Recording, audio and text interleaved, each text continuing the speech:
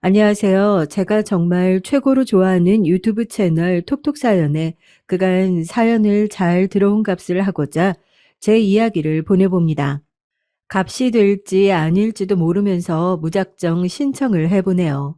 어떻게 될지 모르는 게 인생이지만 일단 머리부터 들이대며 용기를 발휘하는 순간이 우리 모두에게 한 번쯤은 있잖아요. 그런 것처럼 제 이야기가 괜찮은 사연이 될지 아닐지는 모르겠지만 일단은 한번 도전을 해보렵니다. 남편을 처음 만났을 때도 그랬어요. 제가 남편과 부부가 될지 아닐지 전혀 모르고 만났으니까 말이에요. 너무나도 제가 심적으로 힘든 시기에 만났던 사람이었기에 처음부터 의지는 되었던 것 같아요. 여러분은 살면서 남에게 뒤통수 맞아보신 적 있으신가요?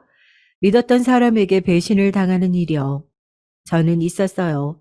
제 편이고 제 사람이라고 생각했던 지인들이 있었는데 뒤통수를 맞고 크게 배신을 당했습니다. 알고 보니까 제 험담을 다른 데서 해댔고 저에 대한 헛소문을 퍼뜨렸으며 심지어 거짓된 명목으로 저에게 돈도 여러 번 뜯어갔더라고요.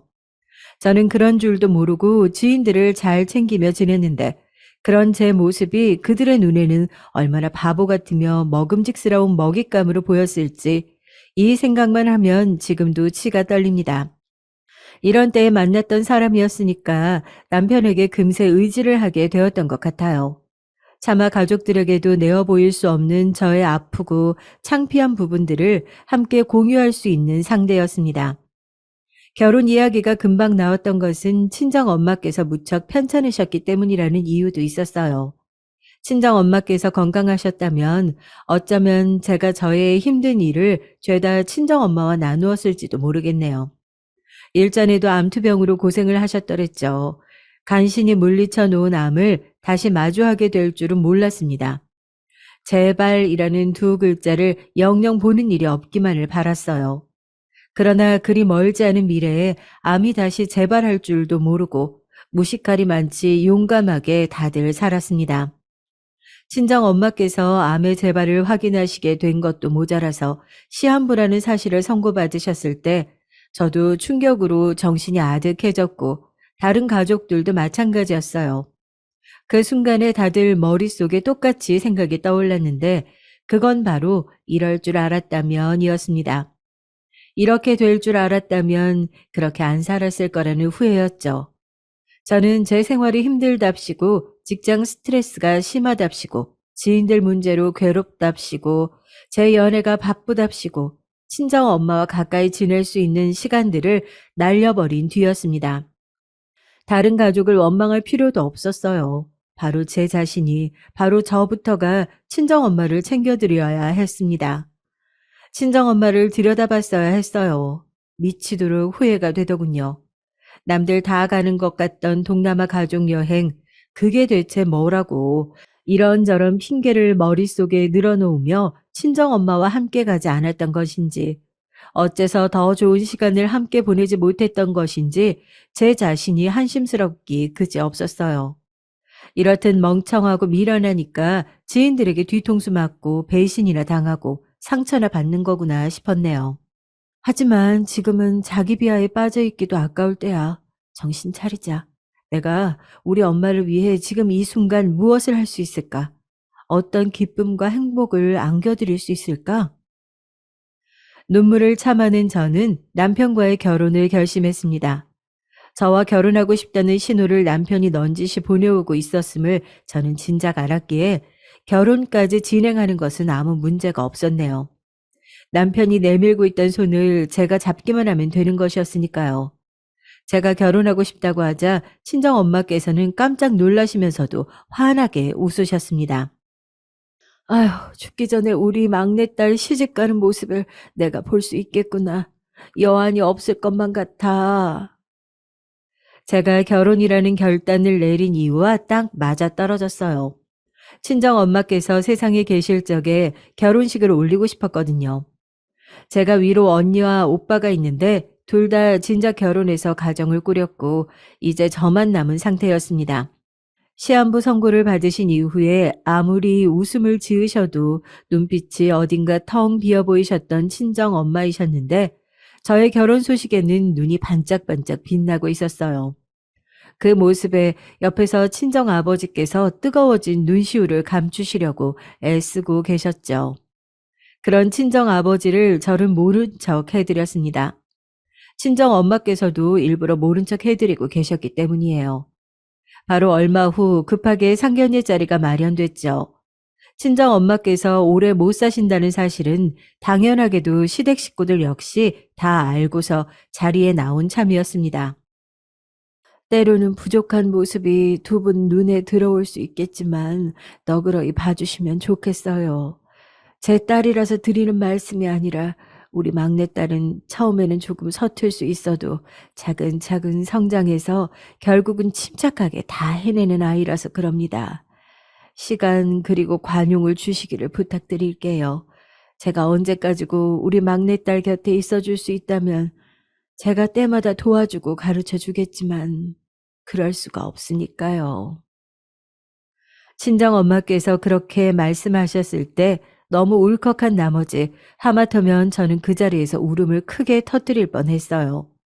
그런데 친정아버지께서 의연하게 꿋꿋함을 유지하고 계신 걸 보고 저도 얼른 감정을 다스렸습니다. 시어머니께서는 재빨리 손수건으로 눈가를 훔치셨고 반면에 시아버지께서는 강인한 얼굴빛을 내시더니 이렇게 말씀하셨죠. 아유, 사부인께서는 당연하신 말씀을 하신 겁니다. 걱정 붙들어 매십시오.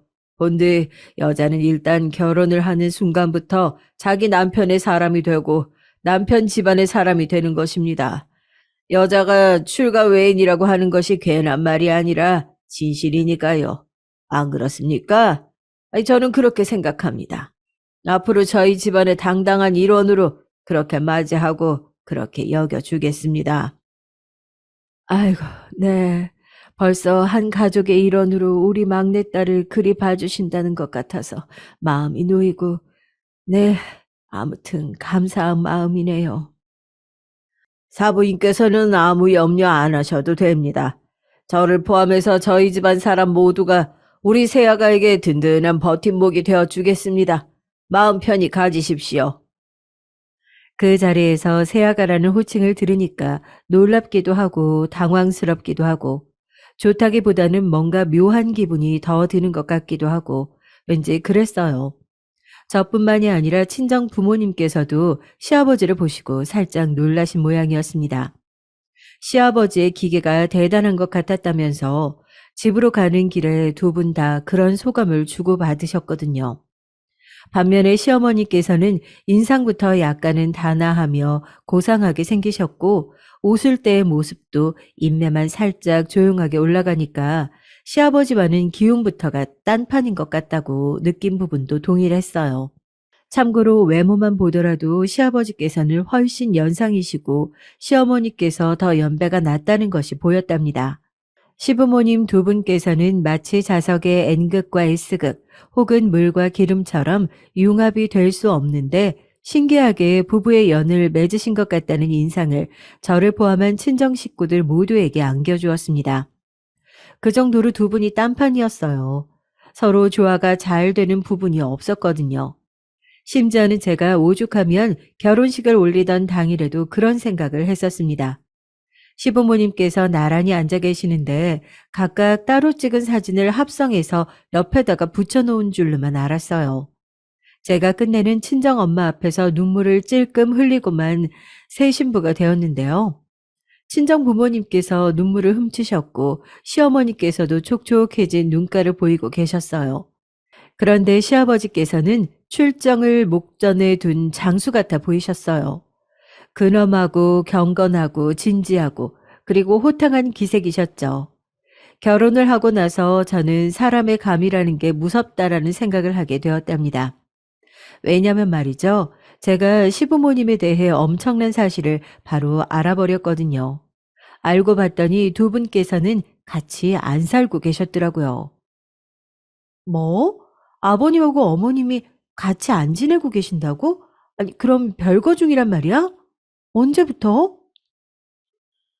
이렇게 지내신 지는 꽤 한참 됐는데 정확히 언제부터였는지는 잘 모르겠어. 그런데 집안 사정 때문에 그러시는 것뿐이라서 별거라고 표현하기에는 좀 그렇다. 그건 왠지 우리 부모님 사이가 나빠서 따로 사신다는 얘기 같잖아. 솔직히 시부모님께서 따로 지내신다는 게 엄청 중요한 사실로 여겨졌는데 남편은 되게 시큰둥하고 무심하게 받아들이더라고요. 제가 보인 깜짝 놀란 반응을 되려 과하다고 지적하기까지 했습니다. 시댁에는 주로 시아버지 혼자만 살고 계셨고 시어머니께서는 다름 아닌 시아버지의 친누이분, 그러니까 저에게는 시고모 되시는 분의 댁에 가서 거의 거기서 지내고 계셨어요. 그분께서 지병을 오래 앓다가 한번 크게 쓰러지신 이후로 건강 상태가 무척 안 좋았는데 시어머니께서 함께 지내시며 옆에서 간병을 하고 계시는 모양이었어요. 그러니까 이걸 두고 남편이 시부모님께서 안 좋게 별거를 하시는 게 아니라 집안 사정으로 어쩔 수 없이 그렇게 된 것이라고 설명한 것이었어요. 시아버지께서는 기세 등등 하셨습니다. 원래 여자는 그래야 한다. 결혼하고 나서는 자기 시댁에 충성해야 돼. 세아가, 네 생각도 그렇지?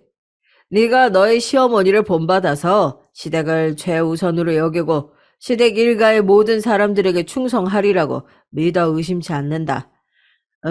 세아가 너는 다름 아닌 내 아들이 직접 골라서 결혼한 제목이니까. 그렇고 말고. 네? 충성이요?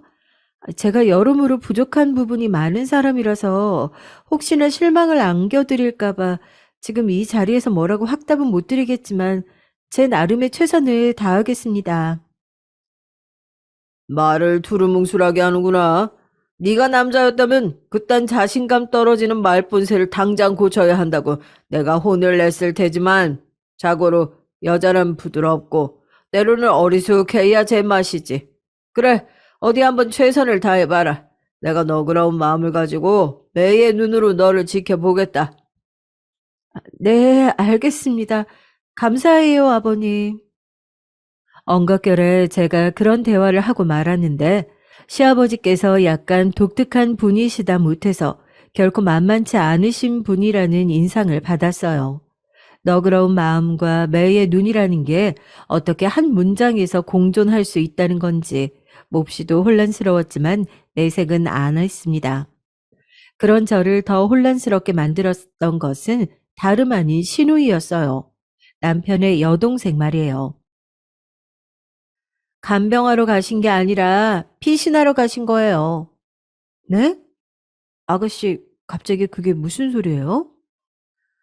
우리 엄마 말이에요. 큰 고모 댁에 간병하러 가신 게 아니거든요. 요즘 세상에 혼자 어떻게 그렇게 환자를 오래도록 돌봐요. 그럴 이유가 없는데요. 방문 요양인가 하는 거 계속 받고 계셔서 고모는 하여간 요양사들이 챙기고 있는 거고요. 우리 엄마는 편하게 지내고 계세요. 정말이에요?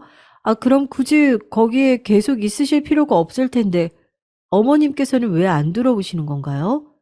피신이라고 표현하신 것과 관련이 있어요? 당연하죠. 우리 아버지라는 인간 때문에 집에 안 오시는 거니까요.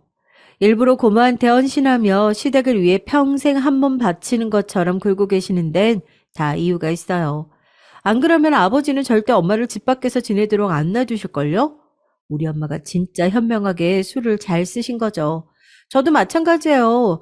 그냥 나가서 자취한다 그러면 아버지가 분명 어디 결혼도 안 한 여자애가 방자하고 방탕하게 나가 살려고 하냐 이렇게 난리를 치니까 사택에서 직장 동료와 사는 게 근무 필수 조건인 것처럼 저도 그렇게 꾸며놨어요. 뭐라고요? 그럼 아가씨는 직장 근처 사택에 사시는 게 아니란 말이에요? 네. 애초에 제가 들어간 직장에는 사택이라는 개념조차가 없어요. 다른 기업 다니면서 거기 사택에서 거주 중인 지인에게 부탁해서 연극을 처음에 했던 것뿐이에요. 제가 왜 집에 붙어 살겠어요. 엄마도 안 계시는데 아버지란 인간이 얼마나 숨막히는데. 머리가 어질어질했습니다. 시누이는 자기한테 남매 말고 자매가 있었으면 하고 평생을 바랐다고 하던데 그래서인지 저한테 굉장히 호의적이었어요. 저는 반대로 동생이 없고 제가 막내였기에 저보다 어린 시누이의 존재가 은근하게 기꺼웠고요. 결혼식 때까지만 해도 시누이가 왠지 표정이 썩 밝은 것 같지 않아서 저를 마음에 안 들어 하는 줄 알았는데 아니었나 보더라고요. 시댁에 들렀을 때 마주친 시누이가 저에게 먼저 부침성 있게 말을 건네줘서 반갑고 좋았습니다. 본인도 오랜만에 잠깐 집에 들른 참이라고 그랬어요. 그래서 남편은 따로 먼저 가도록 두고 시누이랑 둘이 시댁 근처의 카페에서 커피 한 잔씩 나누다가 이런 얘기도 들었던 겁니다. 시어머니께서 피신을 가신 것이었고 시누이는 거짓 자취를 하고 있었다고요. 이런 사실 자체도 놀라웠지만 남편과 결혼한 제 입장에서는 바로 이러한 진짜 내막을 남편이 모르고 있다는 쪽이 더욱 신경 쓰였습니다. 시누이가 그러더군요. 남편에게 말을 안 한 것은 시아버지와 한패라고 생각해서 그런 것이라고 말이죠. 그 대목에서 제가 왠지 좋지 못한 예감을 받게 되었지만 시누이에게 시댁 얘기를 좀 더 듣고 싶다고 요청했어요. 조금은 머뭇거리던 시누이가 꺼내준 이야기는 이러했습니다. 시아버지께서는 나이 30이 훌쩍 넘도록 여자를 한 번도 만나보지 못하신 채 사셨다는데요. 그러다가 중매를 통해서 결혼을 하게 되셨는데 당시 시어머니께서는 친정의 형편이 무척 어려워서 결혼이라는 선택지를 고르게 되신 것이었다고 합니다. 그래서 나이 차이도 나고 외모나 성격 이런 것들이 모두 극과 극인 두 분이 결혼을 하시게 되었던 거예요. 시어머니께서는 고된 시집살이를 당하고 사셨다네요.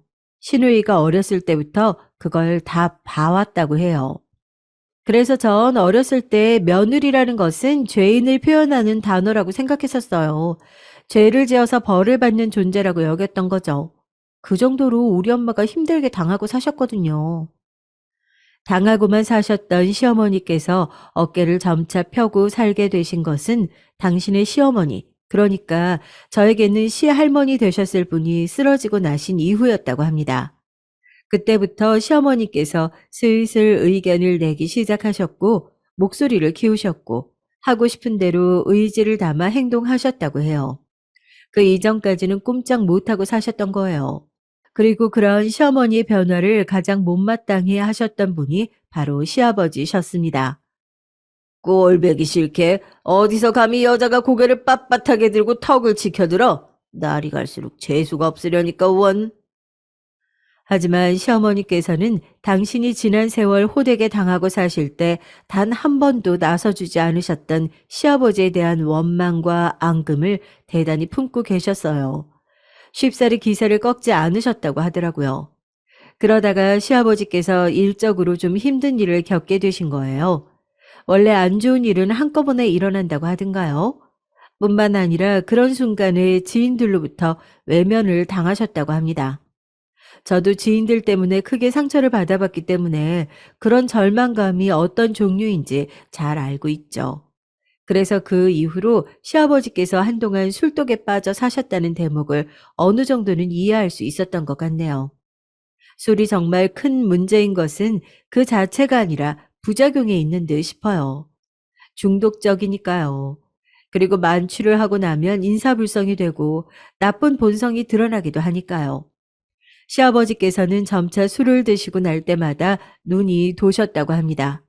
무섭게 눈이 돌아간 채로 주먹을 쓰셨고 발을 날리셨으며 집안 살림을 다 깨 부수셨다고 해요. 아주 어렸을 적에 머나먼 친척집에 간 적이 있었는데 거기가 되게 시골이었거든요. 그때 거기서 제가 개를 잡는 걸 봤어요. 차를 타고 그 앞을 지나가다가 우연히 보게 된 것이었음에도 뇌리에 강렬히 박혀서 잊혀지지 않을 정도였죠. 이웃집에서 개를 잡았다는 이야기에 친척 어른께서 그렇다면 몸보신 좀 하겠구만 이렇게 말씀하셨을 때는 속이 울렁거렸거든요. 애써 잊고 살았는데 시간이 흘러서 우리 엄마가 아버지라는 인간한테 두드려 맞는 것을 보니까 그 개가 생각나더라고요. 우리 엄마가 복날을 개보다도 더 못하게 두드려 맞고 계신다는 생각이 들고 나니까 미치겠더라고요. 그래서 하루는 진짜 미친 척하고는 집에 있는 술을 죄다 갖다 버렸어요. 시아버지께서는 격하게 분노하셨지만 남편이 시누이가 아니라 자기가 그런 거라고 나섰으며 시어머니께서는 애들은 때리지 말라고 난리를 치셔서 그나마 큰일 없이 넘어갈 수 있었다고 합니다. 시누이는 그날 이후 용기를 내서 시어머니께 중요한 이야기를 꺼냈다고 해요. 그건 바로 이혼이라는 두 글자였죠. 그러자 시어머니께서는 고민하시는 신용도 안 하시고 즉각 고개를 조용히 저어서 시누이를 놀라게 하셨다고요. 아직은 안 돼. 하더라도 지금은 아니다. 내 새끼들, 너희들이 둘 다 성인이 되고 대학 가기 전까지는 안 돼. 너희들 다 키워놓아야 내가 비로소 안심을 할 수가 있지.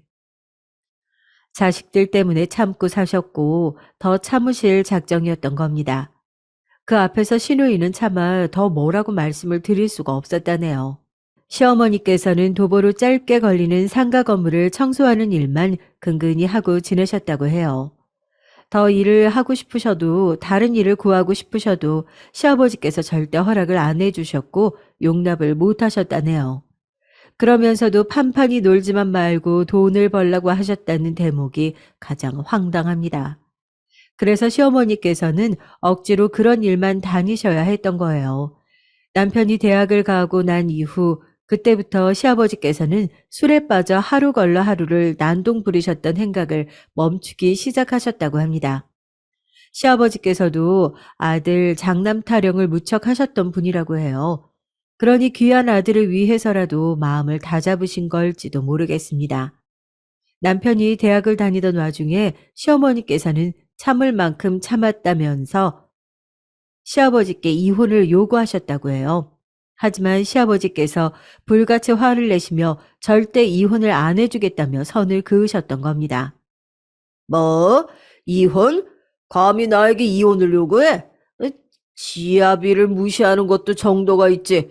이런 시건방진 여자를 다 봤나? 혹시 바람난 거 아니야? 딴 놈이 생긴 거지. 그래서 이혼하자고 하는 거야? 맞아? 시어머니께서는 이혼도 못하시고 되려 바람이 났다는 의심까지 받게 되셔서 한동안 엄청나게 고생을 하셨다고 해요. 2년 정도를 내내 감시당하며 지내셨다고 합니다. 이때 시누이는 자기가 고등학생이라서 하루 종일 학교에 있었고 입시 때문에 정신이 없어서 시어머니를 챙겨드리지 못한 게 천추의 한으로 남았다고 그랬어요. 시누이가 대학에 들어간 이후 시어머니를 따로 챙겨드리기 시작했고요. 그러면서 점차 시어머니께서는 이 정도만 되어도 살만하다는 소리를 입에 올리게 되셨다고 합니다.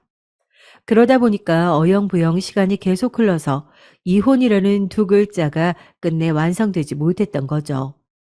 시고모의 핑계를 대고 나가서 사시게 된 이후로는 사실상 결혼 이후 첫 자유를 찾으신 셈이었고요. 세상에나, 이게 다 무슨 얘기야? TV 드라마 같은 곳에서 봐왔던 시집살이, 그로 인해 생긴 갈등, 이런 게 바로 내 시댁에서 일어났다고? 그리고 어머님의 지금 생활이 과연 진짜 백이 순수한 자유라고 할 수 있을까? 결국은 아버님의 눈치를 살피고 비위를 맞춰야지만 유지될 수 있는 자유생활 아니야?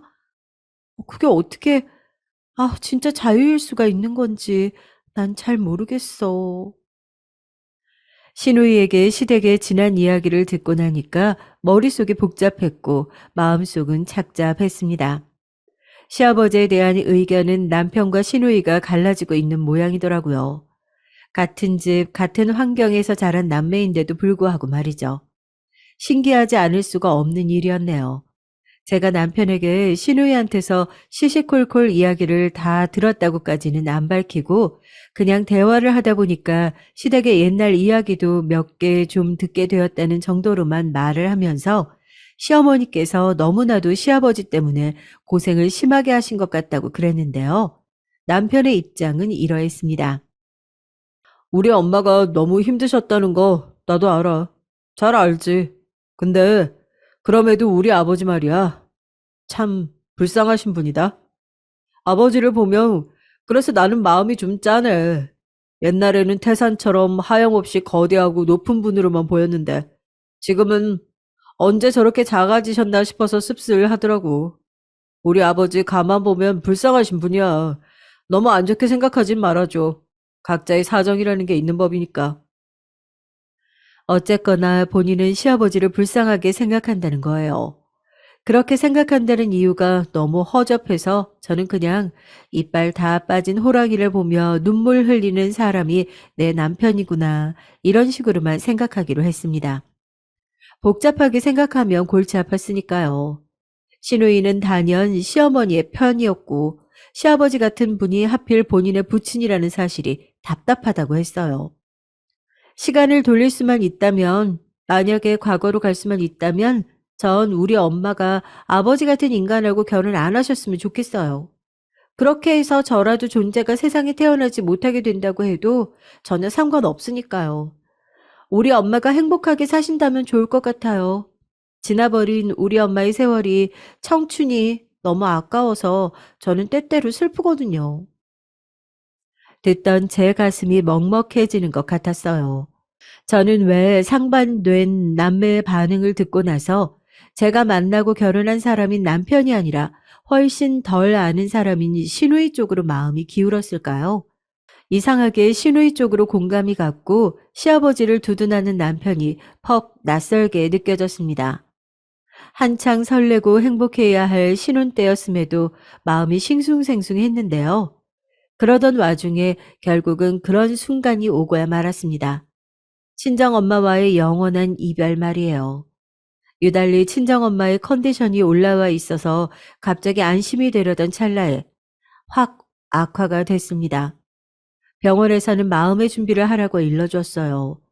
그러나 그 마음의 준비라는 것은 얼마간의 시간이 주어지든지 간에 제가 해낼 수 있는 게 아니었더라고요.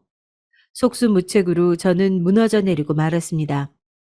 제가 결혼해서 배우자가 생겼으니, 저만의 편이 생기는 걸 보았으니 그것만으로 만족하고 안심이 된다고 말씀하시는 친정엄마 앞에서 저는 눈물이 터졌어요. 엄마, 나한테는 결혼보다 남편보다 우리 엄마가 세상 최고로 중요해요. 나 그냥 엄마하고만 살아도 돼. 그러니까 엄마, 제발 죽지 마요. 나 두고 가지 마세요. 나 아직 엄마 없이는 안 된단 말이에요. 내가 천수를 못 누리고 가서 미안해. 내가 우리 강아지들 건강하게 잘 낳아줬는지 사실 그게 걱정이 된다. 다들 건강관리 잘했으면 한다. 나처럼 이렇게 되면 안 돼. 알았지? 특히 네 아버지 꼭 좀 들여다보고 살아. 부탁할게. 나는 우리 첫째와 둘째에 이어서 우리 막내딸까지 결혼하는 거 보고 떠나서 행복해. 여한이 없어. 엄마, 갑자기 왜 눈에 초점이 없어 보여요? 엄마가 해준 감자채 볶음 먹고 싶다고. 김치볶음도요. 그거 김에 싸서 먹으면 정말 꿀맛인데. 엄마, 내가 하면 그 맛이 안 나요. 왜 그럴까요? 마트에서 제일 좋다는 감자, 그걸 써봐도 별 맛이 없어요. 김치도 제대로 묵은지 써서 해봤는데도 엄마가 해주는 그런 깊은 맛이 안 나요. 난 엄마가 아직 필요한 것 같아요. 엄마, 가시면 안 돼요. 제가 엉엉 울고 있을 때 오빠가 새언니와 아이를 데리고 왔습니다. 어린 조카 앞임에도 제가 주체를 못하고 계속 우니까 새언니는 당황해서 아이를 데리고 나갔고 오빠가 저를 나무랐죠. 넌 지금 나이가 몇인데 왜 이러냐? 엄마 심란하게 하지 마라. 컨디션 조절 잘 하셔야 돼. 이판국에 뭔 컨디션이야. 오빠 말로 그러지 마. 오빠는 나보다 더 오래 살았잖아. 나보다 나이 많잖아. 엄마하고 그만큼 더 살아봤잖아. 엄마가 해준 반찬도 나보다 수십 수백 번은 더 먹었잖아. 오빠는 자식도 있으니까 이제 자기 가정 있고 가장이니까 그런 거겠지만 나하고는 입장이 달라. 너는 왜 얘기가 그렇게까지 튀냐? 우리가 다르기는 뭐가 달라? 다 똑같이 우리 엄마 자식들인데. 오빠는 지금 내 심정 모른다는 이야기야. 그때 친정엄마께서 조용히 눈물 한 줄기를 흘리셔서 저와 오빠가 입을 다물었습니다. 언니가 들어온 건 그 순간이었죠. 밖에서 새언니와 조카를 만난 모양이었어요. 무슨 일이라도 있냐고 물어보며 들어섰던 언니는 친정엄마의 눈물을 보고 흠칫했습니다. 싸우지 말고 사이좋게 잘 지내라. 너희들 셋 다, 알았지? 내 강아지들, 아무리 나이가 들었어도, 다들 시집장가 가버렸어도, 나한테는 강아지들이야.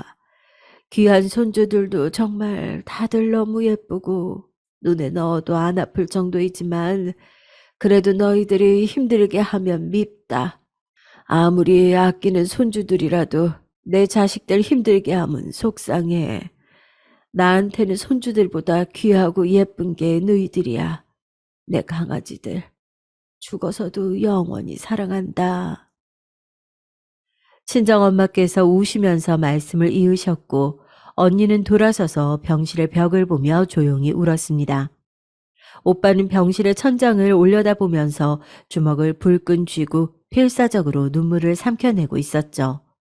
그리고 저는 저 혼자서 친정엄마를 부여잡고 숨이 넘어가도록 꺼이꺼이 울었어요. 제가 정말 친정엄마를 사랑하지만 친정엄마께서 저를 생각하고 위하고 사랑하는 것만큼은 안 될 것 같았어요. 사춘기 학창 시절에는 엄마처럼 안 될 거야, 엄마보다 더 잘 살 거야, 더 잘 될 거야, 두고 봐. 이런 소리를 입에 달고 살았었는데 막상 나이를 먹고 결혼까지 하고 난 지금은 친정엄마의 발끝도 제가 못 따라갈 것을 깨달았습니다. 엄마, 가지 마세요. 제발 떠나지 마세요. 엄마 없이는 안 돼요. 못난 자식인 저는 끝까지 그런 소리나 했어요. 정말 바보같이 사랑한다고 고생 많으셨다고 편히 쉬시라고 그렇게 말씀을 드렸어야 했는데 왜 끝까지 저의 슬픔만 앞세우며 그랬었던 건지 모르겠습니다. 친정엄마께서는 끝내 숨을 거두셨고 모두가 비통함에 잠겨들었어요. 친정아버지께서는 슬픔을 가누실 길이 없어서 장례식 이후로는 식사도 거의 안 하셨고요. 깊은 슬픔에 고요히 잠기신 친정아버지의 모습은 다른 가족들을 걱정시켰습니다. 친정아버지께서는 원체 조용조용하시고 점잖으시고 어찌 보면 숫기가 없는 분이셨어요. 대신에 신중하시고 진중하셔서 해사한 기운을 두르셨으며 때때로 헐렁하게 구시는 친정엄마와 상호 보완이 잘 되는 분이셨죠. 친정아버지 수첩에 당신이라는 햇빛을 잃는다면 나는 어찌 살까.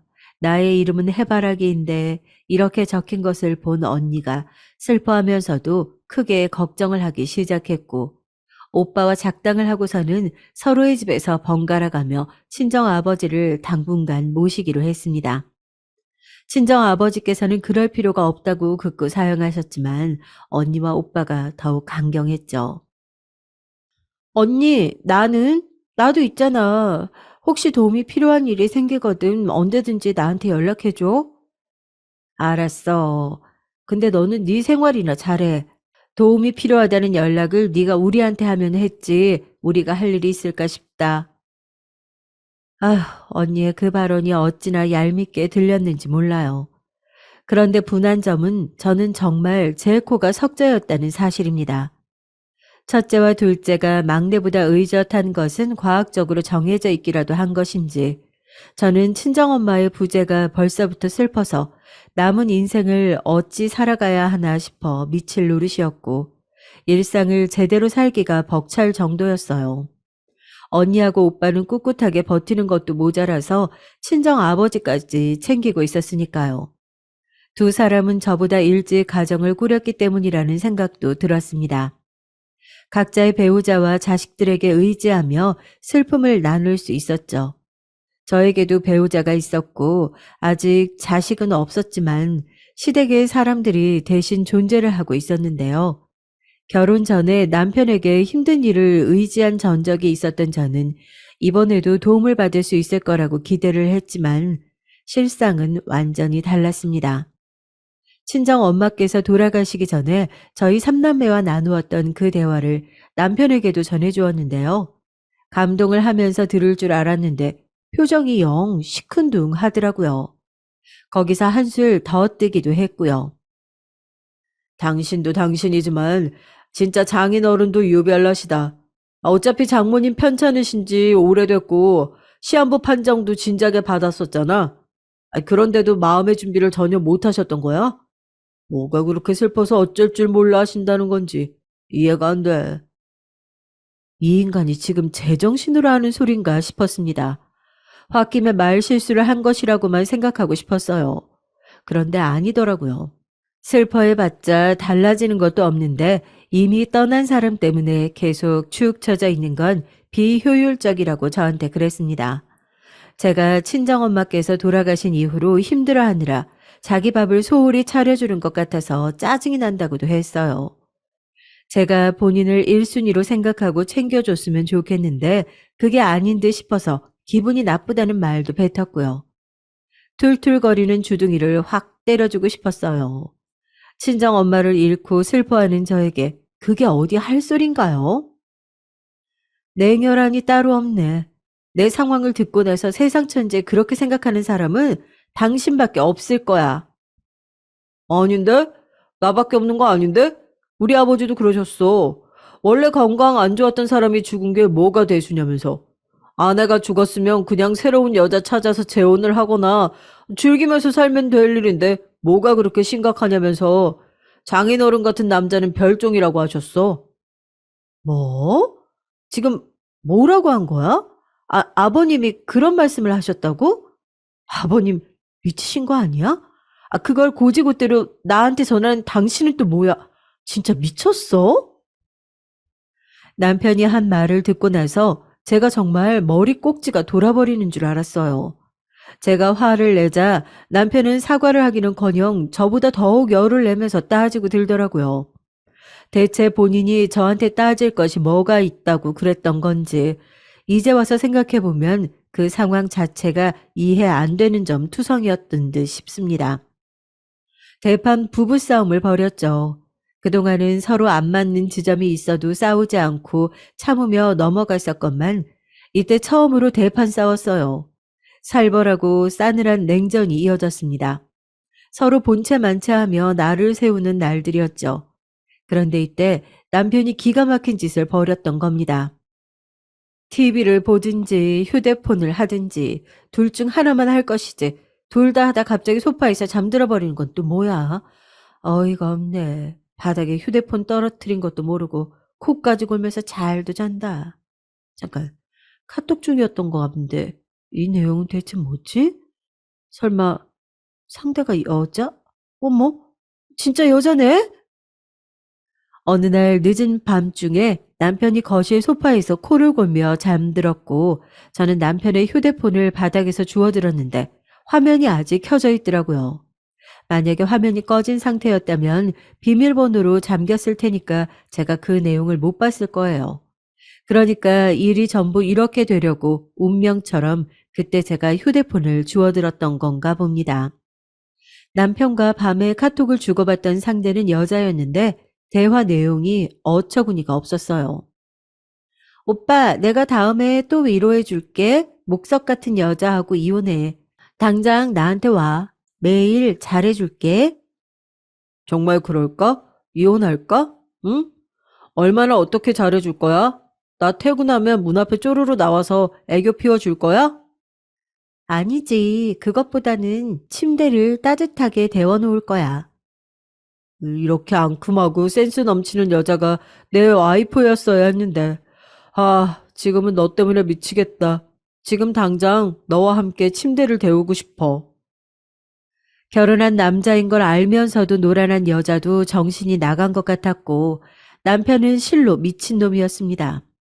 저는 분노로 온 몸을 파들파들 떨면서도 바람의 증거를 제 휴대폰으로 찍어서 남겨놓는 것을 잊지 않았죠. 그리고 꿈속에서 그 여자와 침대를 데우고 있는 것인지 코를 고는 와중에 입가에 미소를 그리고 있는 남편의 얼굴에 찬물을 확 끼얹어 줬어요. 제가, 이게 뭐야 당신? 지금 뭐 하는 짓이야? 미쳤어? 나야말로 딱 그렇게 묻고 싶은 참이었어. 지금 뭐 하는 짓이야? 미쳤어? 바람을 피워도 어쩌면 그렇게 수준 낮고 저급하게 피울 수가 있어. 이 미친놈아. 당장 이혼해. 설마 내 휴대폰 본 거야? 다 알았구나. 안 돼! 제발 용서해줘. 내가 요새 너무 심란해서 잠깐 한눈을 판 것뿐이었고, 그 이상은 절대 아니었어. 진심이야. 진심이 아니라고. 잠깐의 유흥이었어. 이러쿵저러쿵 말은 마른데 죄다 개소리라서 너무 지루하다. 당신이 심란하긴 뭐가 심란해? 진짜 심란한 건 난데 어떻게 내 앞에서 그런 소리를 할까? 당신과는 부부라는 이름으로 남은 인생 살아갈 자신이 난 없으니까 무조건 이혼해. 그리고 정확히 알아도 신뢰를 깬 건 내가 아니라 당신이야. 제가 단호하게 선언을 하자 남편이 울고불고 난리를 쳐댔습니다. 절대 이혼을 해줄 수 없다고 그랬어요. 억울하다는 소리도 계속 해댔습니다. 너무 머리가 아팠죠. 그러던 와중에 신우이의 연락을 받았어요.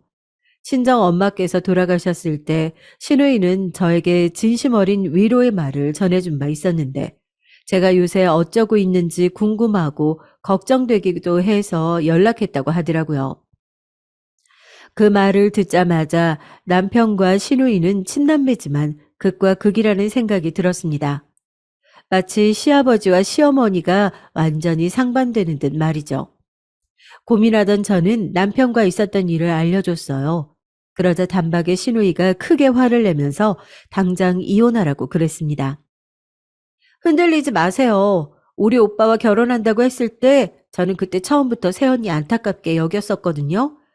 착잡했지만 이미 결혼하기로 한 거 어쩔 수 없다고 생각도 했었고요. 하지만 결국 이렇게 되네요. 아가씨가 처음에 저를 볼 때 표정이 안 좋다고 생각했었는데 그게 이유가 있었던 거네요. 새언니, 절대로 우리 오빠 용서하시면 안 돼요. 아버지가 왜 우리 엄마를 따로 지내도록 허락하신 줄 아세요? 고모 간병이요? 시댁에 끝까지 헌신하도록 하고 싶어서요? 아니요. 그건 사실 부가적인 거예요. 아버지 당신이 아무 때나 즐기고 싶어서입니다. 언제 어느 때고 편하게 여자와 놀아나고 싶어서 그러신 거라고요. 그리고 오빠는 완벽하게 친탁을 한 사람이에요. 부전자전이죠. 신우이의 말에 제가 큰 충격을 받았어요. 이혼 안 해준다고 개소리를 하며 버티는 남편에게 당장 이혼 소송을 걸었습니다. 그러자 시아버지께서 즉각 저에게 연락을 해오셨어요. 남편이 징징거리며 다 일러바친 모양이었습니다. 대뜸 저를 향해 선을 넘었구나 이렇게 호통을 치시더니 당장 시댁으로 오라고 하시길래 마침 저도 시아버지라는 인물 자체에 분노와 혐오를 느끼고 있던 참이라서 어디 한번 직접 가보자 했습니다. 역시나 이상한 소리를 하시더라고요. 남자가 사회생활을 하다 보면 실수 좀 할 수도 있는 거지. 속 좁게 그걸 이해를 못 해주고 이혼까지 우는애? 뭐? 소송을 걸어? 암탉이 울면 집안이 망하는 법인데 네가 우리 집안을 망치려고 작정을 했구나. 저기요. 칠칠하지 못한 아들을 감싸실 필요 없고 댁이나 제발 처신 잘하고 사세요. 지저분하고 더럽게 사시지 말라는 말입니다. 이놈의 집안 너무 싫어서 얼른 이혼하고 두 번 다시는 엮이고 싶지 않네요. 뭐라고? 지저분, 더러워? 네가 감히 나한테 그런 소리를 짓거린다는 것, 이런 망할려니? 시아버지께서 제 뺨을 치셨어요. 제가 깜짝 놀랐지만 굴하지 않고 시아버지를 똑바로 노려봤습니다. 그러자 분노로 몸을 떠시면서 저를 잡아 끌고 방에 있는 커다란 자개장 안으로 밀어 넣으셨어요. 저는 순식간에 문이 열린 자개장 안쪽이 비어 있어서 너무 놀랐고 그 안에 밀어 넣을 줄은 상상도 못했기에 대비하지 못하고 당해버렸습니다. 안으로 밀쳐진 것과 동시에 문이 닫혔고 시아버지께서는 손잡이에 뭔가를 끼워 넣으셨어요. 제가 바로 안에서 문을 밀어봤는데 손잡이에 걸린 물체 때문에 문이 안 열렸어요. 의외의 상황에 놀란 제가 비명을 지르며 문을 두드리자 시아버지께서 코웃음을 치셨습니다. 무섭지? 겁나지? 그래, 그럴 테야. 아무도 올 일 없는 이곳에서 깊이 반성이나 하거라. 너를 그곳에서 꺼내줄 사람은 나뿐이야. 나한테 절대 복종할 마음이 생기면 그때 꺼내줄게. 내 아들에게 감히 주제넘게 소송을 건 것도 없던 일로 해야 할 거다. 시아버지께서는 저를 향해서 연신 건방지다, 반성해야 한다, 복종에 맹세를 해라 이런 말씀을 늘어놓으셨어요. 제가 너무 열이 받고 짜증이 나서 대답을 하지 않자 욕을 하시면서 자리를 뜨셨습니다. 이 상황 자체가 너무나 역겨웠어요. 휴대폰이 든 손가방을 내려놓지 말고 계속 들고 있었어야 했다는 후회가 밀려들었죠. 시아버지께서는 제가 처참하게 굴복할 것이라고 기대와 확신을 하시는 듯 했습니다. 저는 속으로 친정엄마를 향해 도와주세요라며 기도를 했어요. 극한 상황이었지만 이상하게 두렵지가 않더라고요. 시아버지께서는 이따금씩 제가 갇힌 곳으로 와서 조롱을 하시며 저에게 눈물 콧물을 쏟으며 사죄를 하라고 강요하셨지만 저는 꿈쩍 안 했습니다. 그런 저를 시아버지께서 더욱 비웃으시던 바로 그때였어요. 현관 벨소리 그리고 현관문 두들기는 소리가 동시에 크게 들려왔습니다. 안에 계십니까? 경찰입니다. 문 여세요. 경찰이 찾아온 거예요. 당황하신 시아버지께서는 우왕좌왕하며 문을 안 열고 계셨지만 잠시 후 도어락 비밀번호를 치는 소리가 들리더니 놀랍게도 현관문이 열렸던 겁니다. 질겁하신 시아버지께서는 현관문이 열리고 등장한 인물을 확인하자 더욱 화들짝 놀라시며 뒷걸음질을 치다가 엉덩방아를 크게 찢고 마셨어요. 아이, 이럴 수가. 아니, 대체 사돈께서 여기는 어떻게 하시고. 경찰과 함께 들이닥친 현관문을 비밀번호로 연 인물은 바로 제 친정 아버지셨던 겁니다. 친정 아버지께서는 벌레 보듯이 경멸의 시선을 던진 뒤 일부러 시아버지의 손을 발로 꾹 세게 밟으시고는 제가 힘껏 두들기고 있는 자개장 앞으로 오셔서 저를 꺼내주셨어요. 넘어지신 것 때문에 꼬리뼈의 통증을 느끼고 계셨던 시아버지께서는 손까지 세게 밟히신 고통까지 이중고를 겪으시며 신음하고 계셨고요. 고소하더라고요. 우리 딸 어디 얼굴 좀 보자. 다친 데는 없고? 괜찮은 거야? 네, 전 괜찮아요. 엄청 멀쩡해요. 이렇게 아버지가 와주셨잖아요. 덕분에 무사해요. 그런데 어떻게 알고 오신 거예요? 제가 그렇게 말을 했을 때 집안으로 쏟아지듯 들어온 사람이 있었습니다. 그건 바로 제 언니, 형부, 오빠, 새언니, 그리고 시누이였어요. 모두 저를 향해 걱정을 쏟아내며 시아버지를 향해서는 비난을 쏟아냈습니다. 대체 어떻게 된 일인지 경위를 듣고 나서 저는 놀라운 눈으로 시누이를 바라볼 수밖에 없었어요. 시누이 덕분이었더라고요. 저와 연락이 수시간째 안 되는 것을 이상하게 생각한 시누이가 시아버지를 슬쩍 떠봤던 거예요. 시아버지께서는 아무 일도 없는 척 구셨지만 본인의 부친에 대해서라면 치가 떨릴 만큼 잘 알고 있던 시누이가 눈치를 챘던 겁니다. 그래서 친정엄마의 장례식장에서 만났을 때 번호를 주고받았던 제 언니에게 연락을 해서 제 친정 식구들 중에서 아무도 저와 연락이 안 된다는 것까지 확인을 한 뒤 아무래도 제가 시아버지 때문에 공경에 차온 것이 틀림없다고 시누이가 그렇게 말을 했던 거예요. 그런 추측을 한 이유를 밝히자면 시아버지께서 얼마나 저급한 분이신지 그리고 제가 남편과 어떠한 이유로 이혼 소송에 들어갔는지 다 밝혀야 했기 때문에 시누이도 망설이기는 했지만 결단을 내리고 전부 까발렸다고 합니다. 친정 아버지께서 당장 먼저 출발을 하셨고 나머지 식구들 그리고 시누이까지 전부 따라온 것이었어요. 시누이가 친정 아버지께 시댁의 현관문 비밀번호를 전달했고요. 이혼이 마무리되면 그때 밝히려고 했어요. 가뜩이나 아직 심란하실 아버지께 걱정거리 더 안겨드리고 싶지 않아서 그랬어요. 죄송해요. 네가 죄송할 게 뭐 있어. 그럴 것 없다. 이제 다 끝났으니 마음 놓고 쉬자꾸나. 우리 식구들 다 함께. 친정 아버지의 품에 안겨서 훌쩍이 된 그 순간 저는 왠지 친정 엄마께서 이 모습을 바라보고 계실 것 같다는 생각이 들어서 더욱 푸근한 기분이 들었습니다. 저는 당연히 남편 놈과 무사히 이혼을 했고요. 시아버지셨던 그분은 그때 꼬리뼈를 크게 다치신 것이기 때문에 한동안 엄청 고생을 하셨고, 시누이와 제가 학공을 해낸 끝에 시어머니와 이혼을 하게 되셨습니다. 고맙구나. 고마워. 그 인간의 험한 일을 당해놓고도 오히려 그걸 이용해서 그 인간의 커다란 흉을 남기고 내가 이혼 소송을 걸어서 이길 수 있도록 해주다니. 너에게는 어떻게 은혜를 갚아야 할지 모르겠다. 아니에요, 어머님. 제가 이렇게 하고 싶어서 해드린 것뿐이에요. 더 정확히는 아가씨와 뜻이 통했기 때문이고요.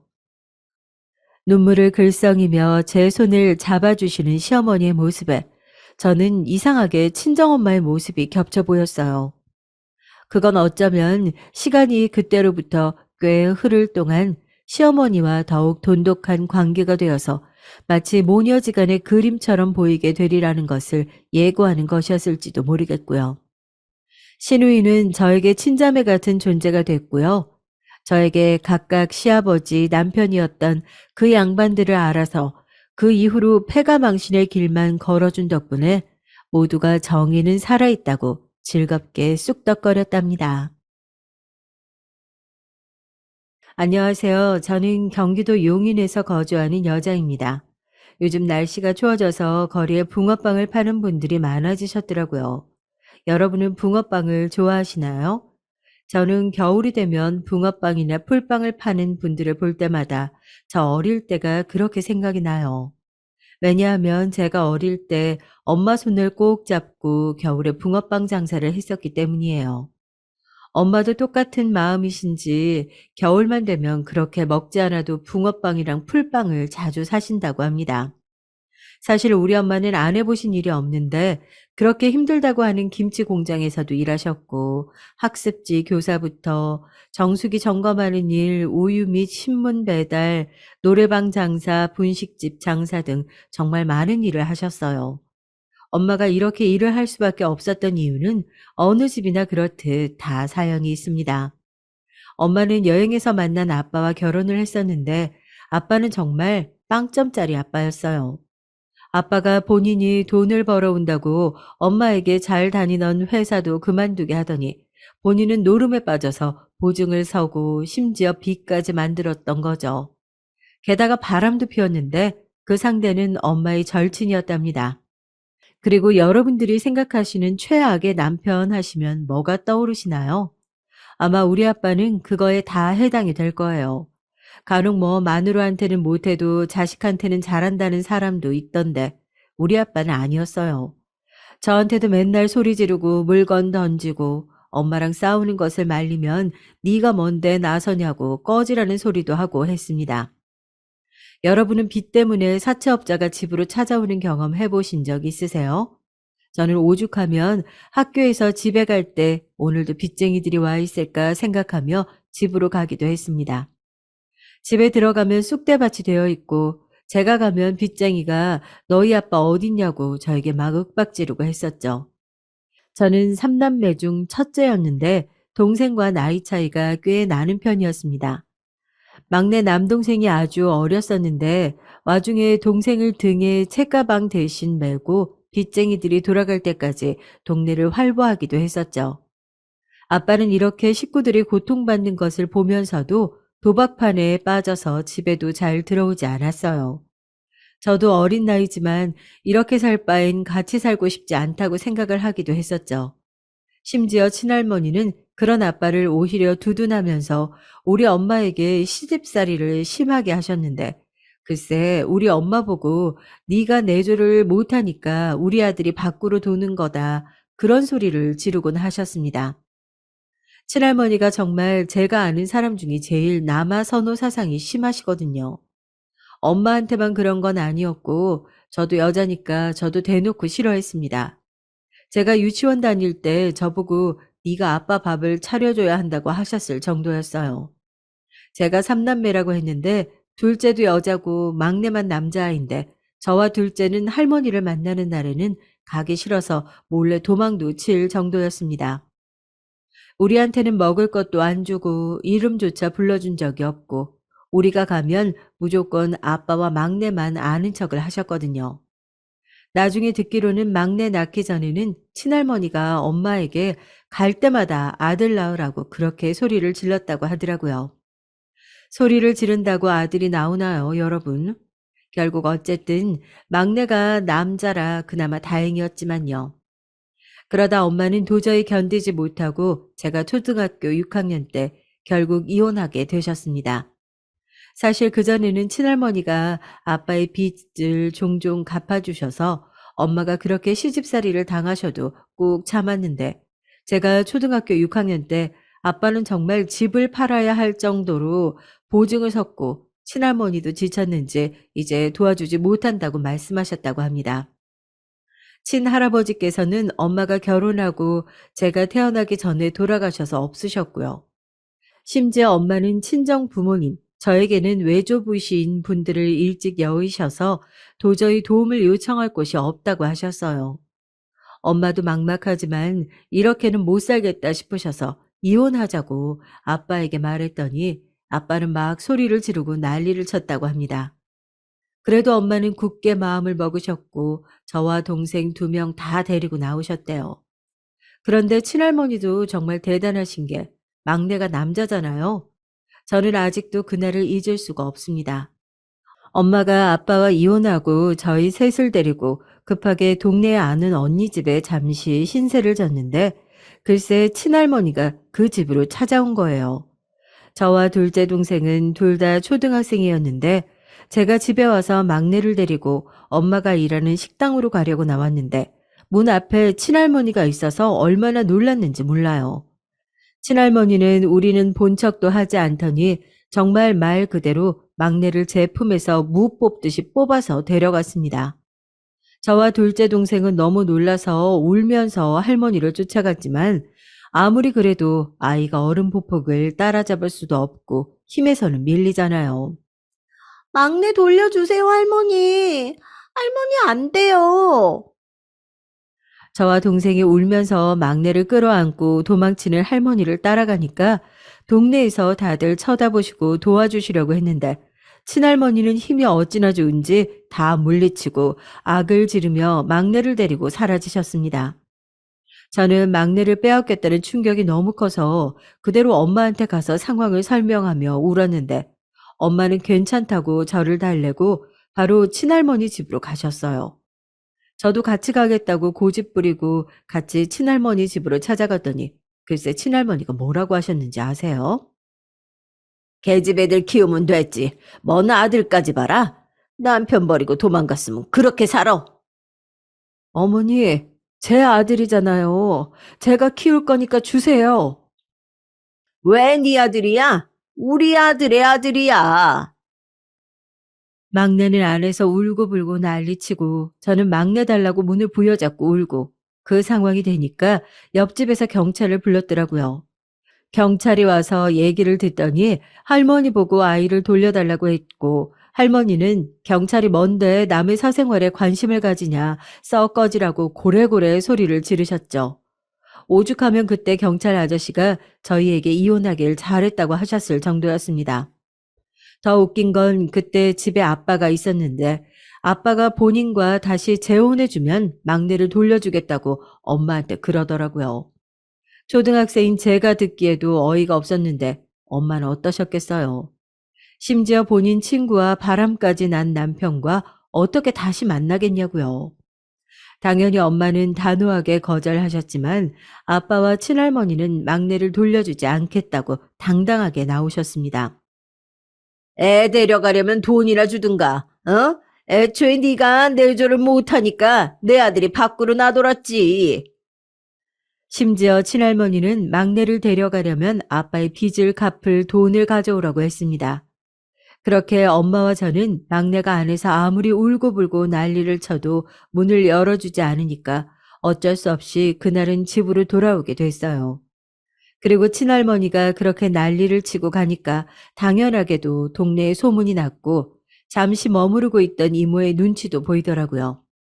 물론 그 동네 이모는 정말 좋으신 분이라 우리에게 많이 놀랐을 거라고 다독여 주셨지만 아무래도 남의 집이니까 눈치가 보였죠. 다음날 엄마는 일하던 가게 사장님에게 연락을 해 오늘만 쉬겠다고 하고 친할머니 집으로 가서 막내를 데려오려고 했습니다. 하지만 친할머니는 정말 지독하게 막내를 보여주지 않았고 아무리 경찰에 호소해도 도움을 받을 방법이 없었다고 해요. 저도 학교가 끝나자마자 집에 왔지만 집에서 저를 기다리고 있던 것은 엄마와 막내가 아닌 둘째 동생이었습니다. 그렇게 우리는 정말 눈 뜨고 막내를 빼앗기게 되는 줄만 알았는데 엄마는 결국 막내를 집으로 데리고 오셨어요. 정말 우리 엄마지만 대단한 것 같아요. 제가 어떻게 데려왔냐고 물으니까 엄마는 웃으면서 제게 말씀해 주셨습니다. 집 밖에서 내 아들 내놓으라고 소리 질렀지.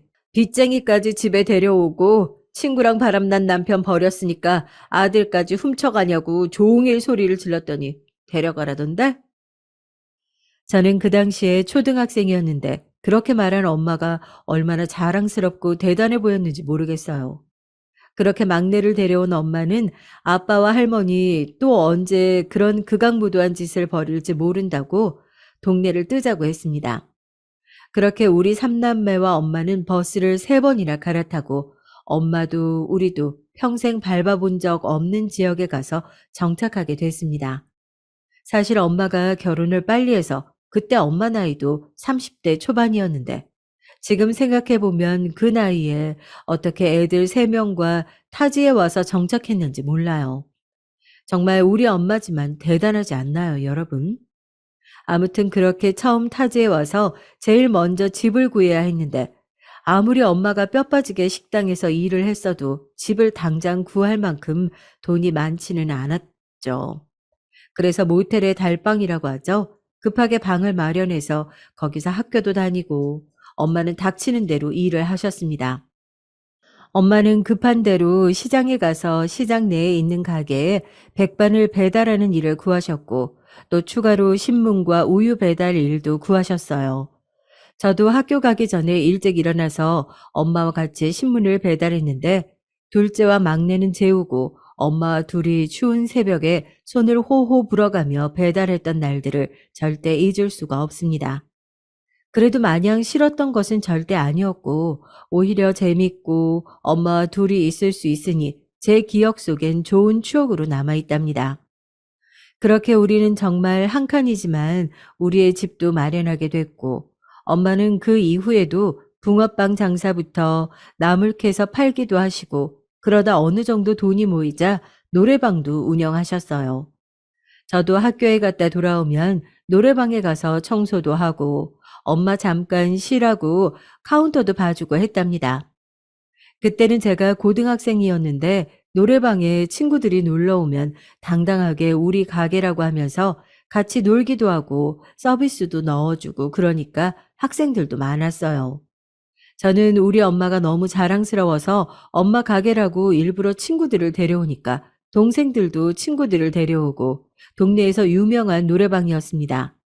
그리고 가게 열기 전에는 집은 좁으니까 노래방에서 동생들과 공부도 하곤 했는데 저는 그 당시에 제가 성공할 수 있는 한 가지 방법은 공부 하나뿐이라고 생각해서 정말 열심히 공부했어요. 사실 엄마가 서울대를 나오셨기 때문에 제가 막히는 부분이 있으면 엄마는 옆에서 같이 고민도 해주고 하셨습니다. 엄마는 서울대 나와도 남자 하나 잘못 만나면 인생 망한다고 늘 저에게 공부보다 사람을 볼 줄 알아야 한다고 하셨죠. 엄마는 서울대를 나오셨지만 우리 삼남매에게 공부로 전혀 부담을 주는 편이 아니었어요. 공부는 누가 시킨다고 하는 게 아니고 본인의 의지가 있어야 하는 거라고 하셨죠. 저는 처음에는 공부의 중요성을 몰랐는데 사실 돈 때문에 공부를 열심히 하게 됐어요. 공부해서 어느 정도 순위 안에 들게 된다면 우리 학교에서는 장학금을 주었는데 그렇게 되면 제 학비는 벌 수 있으니까 그것 때문에 공부를 시작했습니다. 학교에서도 제 사정을 아시는 선생님들께서는 문제집도 주시고 장학금을 받을 수 있는 곳들을 많이 주선해 주셔서 얼마나 감사했는지 모르겠어요. 지금도 제 학창 시절 선생님들께는 한없이 감사한 마음밖에 들지 않습니다. 그렇게 장학금 때문에 시작한 공부는 저를 서울에 있는 유명 여자대학교에 입학시켜 주었어요. 선생님들이 먼저 확인해 주시고 저에게 축하한다고 말씀해 주셨는데 정말 저는 믿을 수가 없었습니다. 사교육 하나 없이 입학하리라고는 생각하지 못했었거든요. 엄마는 저에게 공부하라는 말씀 하신 적이 없었지만 제가 유명 대학교에 입학하니까 그동안 너무 고생 많았고 미안하다고 제 손을 잡고 우셨습니다. 그렇게 힘든 순간들이 많았는데도 절대 우리 앞에서 운 적이 없던 엄마였는데 제가 명문대에 입학하니까 저에게 미안하다고 우시더라고요. 그 모습을 지켜보는데 저도 마음이 아팠습니다. 엄마가 저희를 키우느라 고생하신 것은 옆에서 보면서 자랐으니 당연히 알지만 저도 장녀로서 엄마를 돕느라 힘들기도 했었거든요. 힘들다는 의미가 엄마를 원망했다는 뜻은 절대 아니지만 저도 남들만큼 돈이 있었다면 현실이 이렇지는 않지 않았을까 하는 마음이 든다는 뜻입니다. 또 제가 장녀라서 동생 두 명을 엄마처럼 키워야 했는데 그것도 어렸던 저에게는 힘든 일이었어요. 물론 우리 동생들은 너무 착해서 그런 가정 환경 속에서도 엄마와 제 속을 썩이지 않고 너무 바르게 잘 자라주었지만 현실적으로 부족한 환경 속에서 남을 탓하지 않고 자란다는 게 얼마나 힘든지 가난하셨던 분들은 아실 거예요. 저도 학교에서 선생님들이 많이 도와주셨지만 사실 정말 힘들게 공부했었거든요. 사교육 없이 서울에 있는 대학에 진학하는 것은 정말 이렇게 간단하게 말하는 걸로는 힘든 과정이었어요. 그래서 제가 대학에 입학하고 가장 먼저 한 일은 교육봉사였습니다. 비교적 형편이 안 좋은 아이들을 위해서 무료로 과외를 해주는 일이었는데 저는 서울에 있는 어느 초등학교에서 방과 후 교육봉사를 하게 됐어요. 그리고 거기서 생애 첫 남자친구를 만나게 됐습니다. 저는 영어 담당이었고 남자친구는 수학 담당이었는데 각자 맡은 반이 똑같아서 자주 얘기하다 보니 친해져서 급속도로 가까워졌습니다. 마침 남자친구는 제가 다니던 학교에 바로 옆 학교에 다니고 있어서 교육 봉사를 하지 않는 날에도 둘이 만나기에 아주 편해서 우리는 거의 붙어 다니기 시작했어요. 남자친구도 제가 첫 여자친구여서 둘이 첫 연애를 했는데 정말 딱 대학생 때만 할 수 있는 연애를 했죠. 그리고 제가 대학에 가고 나서는 교육 봉사 말고 학원에 가서 강사도 하며 돈을 벌었는데 그 돈은 필수 용돈을 제외하고는 다 동생들 교육비에 쓰였습니다. 대학에 장학생으로 입학했지만 그 장학생을 유지하려면 학점이 어느 정도 보장이 되어야 했기 때문에 공부도 정말 열심히 했어요. 교육 봉사와 학원에 가는 시간을 제외하고는 늘 도서관에서 전공 공부를 했습니다. 방학 때도 다른 동기들은 해외여행도 가고 시간 맞는 동기들과 놀러도 가는데 저는 방학이 되면 오히려 학원에서 살며 방학 특강을 해서 돈을 벌고는 했죠. 그러다 보니 남자친구와 데이트는 매일 할 수가 없었는데 남자친구는 이 부분을 많이 서운해 하더라고요. 남들처럼 한강도 가고 시간 내서 좋은 곳 구경도 하자는데 저는 그럴 수가 없었고 점점 시간이 지날수록 다툼이 심해졌습니다. 저는 남자친구 군대도 기다려 주었는데 오히려 남자친구가 군대에 있었을 때가 마음이 훨씬 편했을 정도로 시간을 낼 수가 없었어요. 저는 남자친구가 이런 제 상황을 이해할 줄 알았는데 오히려 서운함을 토로하기에 결국 저는 헤어지자고 말하게 됐습니다. 물론 남자친구는 좋았지만 제 상황이 연애할 상황이 도저히 아니었거든요. 그리고 저는 새로운 남자친구를 사귀지 않고 오히려 과외를 시작해서 돈을 더 벌기 시작했어요. 그렇게 몇 달이 지났는데 남자친구가 우리 학교 앞으로 찾아와서 저보고 얘기하자고 하더라고요. 그렇게 카페에 가서 얘기하는데 남자친구가 앞으로 저를 이해하도록 노력할 테니까 다시 만나자고 하길래 그렇게 저희는 다시 연애를 시작하게 됐습니다.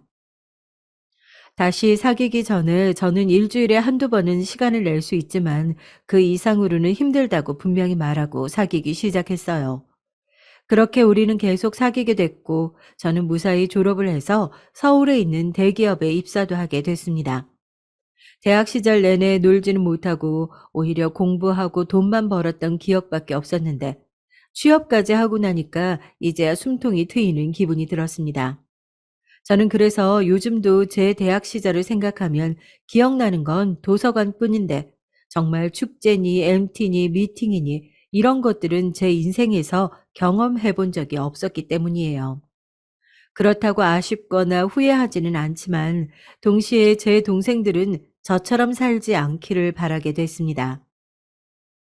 그래서 동생들에게 월급을 받으면 용돈도 두둑하게 줬고 엄마한테도 그동안 고생을 너무 많이 했으니까 이제 고생하지 말고 살라며 생활비도 많이 주었습니다. 사실 대기업에 취직하긴 했어도 어차피 신입사원이라 돈이 그리 크지 않았는데 그래도 가족들에게 제 돈이 들어간다고 생각하니까 마음이 편하더라고요. 대학생 때와 별반 다르지 않던 용돈을 썼지만 결코 아쉽거나 슬프지 않았습니다.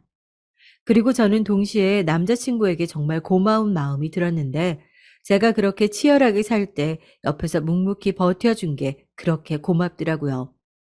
저는 휴학도 한번 하지 않고 바로 졸업해서 대학 졸업식 전에 취업하게 되어서 남자친구보다 더 먼저 직장인이 되었는데 가족들에게 생활비로 월급의 절반 넘게 보내야 해서 여전히 데이트할 때 돈을 많이 부담하지 못했어요. 그래도 남자친구는 본인이 더 여유 있으니 괜찮다고 하며 계속 제 곁에 있어 주었습니다. 이렇게 계속 남자친구와 만나다 결혼하면 얼마나 좋을까 생각하며 살고 있었는데 인생이 정말 쉽지 않더라고요. 제가 직장에 들어가고 몇 년 뒤에 동생 두 명도 대학에 입학하게 돼서 가족 전체가 서울에서 살기 시작했습니다. 정말 감사하게도 동생들도 공부를 열심히 해서 둘 다 서울에 있는 학교로 진학하게 됐는데요. 특히 동생은 서울대에 진학하게 됐습니다. 저도 엄마도 서울대는 기대하지 않았는데 본인이 막내로 누나들과 엄마에게 너무 많은 도움을 받고 살았다며 이제부터 효도하겠다고 하는데 정말 저도 모르게 눈물이 나오더라고요. 저와 같이 동생들도 둘 다 장학금을 받고 입학했고 입학 후에도 아르바이트를 열심히 하며 엄마에게 손 벌리지 않고 살아서 엄마도 우리를 키울 때만큼은 힘들지 않게 되었습니다. 어차피 동생들도 서울이고 제 직장도 서울이니 엄마에게 서울로 올라오라 하고 우리 가족은 다시 서울에서 다 같이 살게 됐습니다. 물론 남들이 사는 그런 좋은 아파트는 아니고 주택이었지만 어디 살든 뭐 어떤가요? 무엇보다 가족들이 한 집에 사는 게 얼마나 포근하고 따뜻한지 모르겠더라고요. 저도 동생들도 이제 성인이 되었으니 엄마는 좀 마음 편하게 소일거리만 하셨으면 좋겠는데 엄마는 우리에게 부끄러운 모습을 보이면 안 된다고 하시면서 계속 일을 많이 하셨어요. 공장에도 나가시고 식당 일도 하시길래 제가 엄마 너무 무리하지 말라고 하면서 평생을 이렇게 일해와서 오히려 집에 있으면 불안하다고 하셨습니다. 그렇게 다시 서울에서 살고 있었는데 어느 날 제가 퇴근하고 집으로 왔는데 가족들이 심각한 얼굴을 하고 있더라고요. 왜 그래? 무슨 일 있어? 다들 표정이 왜 그래? 제가 물어보자 엄마가 한숨을 푹 쉬더니 저에게 말을 꺼냈는데 정말 충격적이었습니다. 영희나, 아빠가 여기를 어떻게 알았는지 찾아왔어. 나 정말 깜짝 놀랐다. 아, 이게 무슨 일이니? 뭐라고? 아니, 도대체 아빠가 여기를 어떻게 알아? 아니, 자세히 좀 말해봐. 저는 정말 너무 놀라서 아무 말도 할 수가 없었어요. 아빠가 우리를 찾을 수가 없었던 게 엄마와 아빠가 이혼하기 전에 살았던 곳은 경상도였기 때문이에요. 서울에서 기차로도 3시간이 걸리는 곳인데 여기를 어떻게 알고 찾아왔을까요? 일부러 아빠를 피해서 다른 지역으로 도망가서 살았을 정도여서 저는 너무 충격을 받았습니다. 그리고 사실 아빠에 대해 생각을 전혀 하지 못하고 살았기 때문에 충격은 더 크게 다가왔어요. 저는 초등학교 이후로 아빠를 마주칠 일이 없어서 정말 말 그대로 생각하지 않고 살았거든요. 처음에는 저도 어린 마음에 아빠를 많이 원망했지만 그렇다고 그리운 마음은 전혀 없었을 정도로 아빠는 저에게 이미지가 좋지 않았습니다. 그도 그럴 것이 제가 기억하는 아빠의 모습은 술에 취해 있거나 소리를 지르거나 혹은 둘 다였기 때문이에요. 엄마도 아빠 얘기하는 것을 좋아하지 않으셨고 저도 뭐 좋다고 아빠 얘기를 꺼내겠어요. 그래서 언급하지 않았기 때문에 아빠는 기억 속에 묻어놨는데 엄마가 아빠가 찾아왔다니까 저는 너무 놀랐습니다. 아, 도대체 어떻게 알고 왔대? 아니, 왜 왔대? 그것도 몇십 년 만에 갑자기. 모르겠다. 안 그래도 어떻게 알고 왔냐고 했더니 지금 그게 중요하냐고 묻던데? 왜 왔겠어? 돈이 또 부족한가 봐.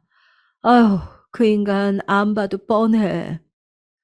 아니, 이미 이혼했는데 무슨 상관이야. 최대한 반응하지 마. 진짜 사람이 어떻게 그래? 엄마도 그러고 싶지. 그런데 집을 아니까 자꾸 찾아올까 봐 그렇지. 아휴, 겨우 도망쳤는데 이게 뭐냐. 엄마 말대로 저도 아빠가 어떻게 알았는지 궁금했지만 계속 찾아올까 봐 그게 더 두렵더라고요. 그래서 바로 다음날 부동산에 가서 집을 내놓고 동네를 바꿔야겠다고 생각해서 직장 점심시간 도중에 나와서 집을 알아보고는 했습니다. 그러다 제가 이런 과정에서 너무 스트레스를 받아서 회사에서 쓰러지게 됐는데 눈을 뜨니까 응급실이더라고요. 회사에서 쓰러졌는데 정말 다행히 회사 대리님이 제가 쓰러지니까 엄마가 아닌 남자친구에게 연락했고 남자친구는 바로 저에게 달려와 줬습니다. 영희나, 무슨 일 있어? 아, 요즘 왜 그래? 안 그래도 너무 피곤해 보여서 물어보려고 했어. 자기야, 놀라지 말고 잘 들어. 사실은 저는 결국 남자친구에게 우리 집안 사정에 대해 터놓게 됐어요. 저는 살면서 아무리 힘들어도 남에게 말하지 않고 살았는데 처음으로 남에게 저의 힘든 점을 내뱉게 됐습니다. 어렸을 때부터 저는 꾹 참아야 했고 힘들어도 힘든 티를 낼 사람도 없었고 그러면 안 되는 상황이라 참았던 게 익숙했지만 저 때는 너무 힘들어서 터놓지 않으면 안 될 것 같았어요. 그래서 남자친구에게 우리 집안 사정에 대해 말하고 또 지금 아빠가 또 찾아와서 새로 집을 알아보고 있다고 했더니 남자친구는 그동안 너무 고생 많았다고 저를 안아주었습니다. 저는 말하면서도 사실 마음속으로 남자친구가 이런 나를 이해하지 못하고 떠난다면 어쩔 수 없다고 생각했는데 저를 다 이해해 주어서 얼마나 고마웠는지 모르겠어요. 그렇게 저는 이사할 집을 구해서 준비하고 있었는데 어느 날 회사에서 갑자기 팀장님이 저를 부르시는 거예요. 영희 씨, 지금 로비로 내려가 봐요. 평소에 그런 말 안 하시던 팀장님이라 저는 속으로 불안했습니다. 혹시나 하는 불안감을 가지고 로비로 내려갔더니 글쎄 거기엔 아빠가 저를 기다리고 있었어요. 저는 아빠를 보자마자 바로 뒤를 돌아 계단을 통해 위로 올라가려고 했는데 아빠가 급하게 다가와서 제 손을 부여잡더라고요. 영희나, 나, 영희나, 우리 딸 보고 싶었어. 아빠야, 아빠, 나, 아저씨, 이 사람 쫓아주세요. 영희나, 잠깐이면 돼. 5분만 얘기하자. 저는 경비원에게 아빠를 쫓아달라고 했지만 아빠는 끈질기게 저를 붙잡고 회사 건물이라 저는 보는 눈이 너무 많았기에 때문에 저는 결국 아빠를 데리고 건물을 나와 카페에 가서 얘기를 하게 됐습니다. 저는 정말 살면서 아빠를 그리워했던 적이 한 번도 없는데 아빠는 혼자 저를 보고 싶다고 울기 시작했어요. 제가 매정할 수도 있지만 저는 그런 아빠를 보면서 하나도 안타깝지 않더라고요. 그리고 제 그런 마음을 정당화라도 시켜주는 양 아빠가 내뱉은 말은 기가 막혔습니다. 알고 보니 아빠는 그새 재혼도 하고 또 이혼도 했더라고요. 그리고 그렇게 아빠를 싸고 돌던 친할머니는 몇 년 전에 치매로 돌아가셨고 아빠는 지금 혼자 힘들게 공사판에서 일하고 있다고 했습니다. 누가 보면 눈물 없이는 들을 수 없는 그런 인생사를 얘기하는데 전혀 슬프지 않았어요. 그런 아빠에게 우리 엄마는 공장에서 일하고 노래방도 운영하고 겨울엔 길거리에서 붕어빵 팔고 나도 옆에서 같이 도왔고 신문과 우유 배달하면서 나는 돈 없어서 급식도 못 먹고 자랐다고 하니 아빠는 본인이 미안하다고 엉엉 울더라고요. 그런 아빠에게 저는 엄마는 오죽하면 남의 집에서 도우미도 했고 나도 돈 때문에 공책 살 돈 없어서 학교 선생님들한테 가서 연필 좀 달라고 하면서 공부해서 겨우 대학 가고 취업했다고 양심이 있으면 우리 찾아올 생각하지 말라고 혼자 살라고 했습니다. 어떻게 취업한 곳인데 아빠가 이렇게 찾아오냐고 우리 버린 건 아빠라고 하니까 아빠는 울다가 갑자기 저에게 말을 꺼냈는데 뭐라고 했는지 아세요? 영희나, 그런데 거기 대기업이잖아. 너 돈 많이 벌겠다. 아빠 한 번만 도와줘. 여러분, 이 사람이 정말 어이가 없는 걸 넘어서 화가 나면 아무 말도 못하는 거 아시나요? 저는 정말 저게 사람인가 싶어서 말없이 아빠를 쳐다봤어요. 정말 양심이 있으면 저에게 돈을 달라는 말을 할 수가 없지 않을까요? 제가 엄마와 그렇게 힘들게 살았다고 말한 지 1분도 지나지 않았는데 어떻게 저에게 도와달라는 말을 하는 건지 저는 황당해서 숨도 제대로 쉬질 못했어요. 그리고 갑자기 온몸에 분노가 밀려와서 몸이 부들부들 떨리더라고요. 정말 겨우 심호흡하고 아빠를 쳐다봤는데 아빠는 저를 똑바로 보면서 한 번만 도와달라며 2천만 원을 달라고 했습니다. 저는 2천만 원이 있지도 않았고 설사 있다 하더라도 아빠에게 줄 돈은 없었기에 저는 아빠에게 단호하게 말을 꺼냈어요. 속으로 이게 정말 사람인가 싶었죠. 내가 아빠랑 지금 이렇게 얘기하는 것은 다른 것도 아니고 나를 포함한 우리 가족에게 더 찾아오지 말라는 경고야. 우리 인생에 끼어들지 마. 우리 어떻게 찾았는지 모르겠는데 다시 한번 나타나면 그땐 정말 경찰에 신고할 거야. 그렇게 말하고 카페를 나오는데 아빠는 계속 제 이름을 부르면서 쫓아오더라고요. 저는 귀를 틀어막고 도망치듯 회사에 왔고 결국 팀장님에게 제 집안 사정에 대해 결국 얘기하게 됐습니다. 팀장님은 정말 좋은 분이었는데 제가 그렇게 울면서 얘기하자 본인이 아까 내려가라고 했던 것이 미안하시다고 사과하셨고 앞으로 찾아오면 1층에서 돌려보내라고 하겠다고 말씀해 주셨어요. 그 일이 있고 저는 너무 신경이 쓰여서 살이 심하게 빠지게 됐는데 남자친구가 옆에서 그걸 지켜보더니 어느 날 저에게 진지하게 할 말이 있다고 하더라고요. 저는 이별을 말하려는 건가 싶어 남자친구와 식당에 갔는데 남자친구 입에서 나온 말은 이별이 아닌 결혼이었습니다. 영인아, 결혼하자. 내가 다른 건 몰라도 너를 행복하게 해줄 수는 있을 것 같아. 저는 정말 너무 뜻밖의 말을 들어서 놀랐는데 남자친구는 매우 진지한 얼굴을 하고 있었어요. 며칠 전에 아빠 때문에 너무 스트레스를 받아서 머리가 아팠는데 이제는 결혼하자는 소리를 들으니까 인생이 뭐가 이렇게 쉽지 않은지 많은 감정이 교차했습니다. 그러면서 저는 행복해야 하는데 동시에 속으로 오만 감정이 들더라고요.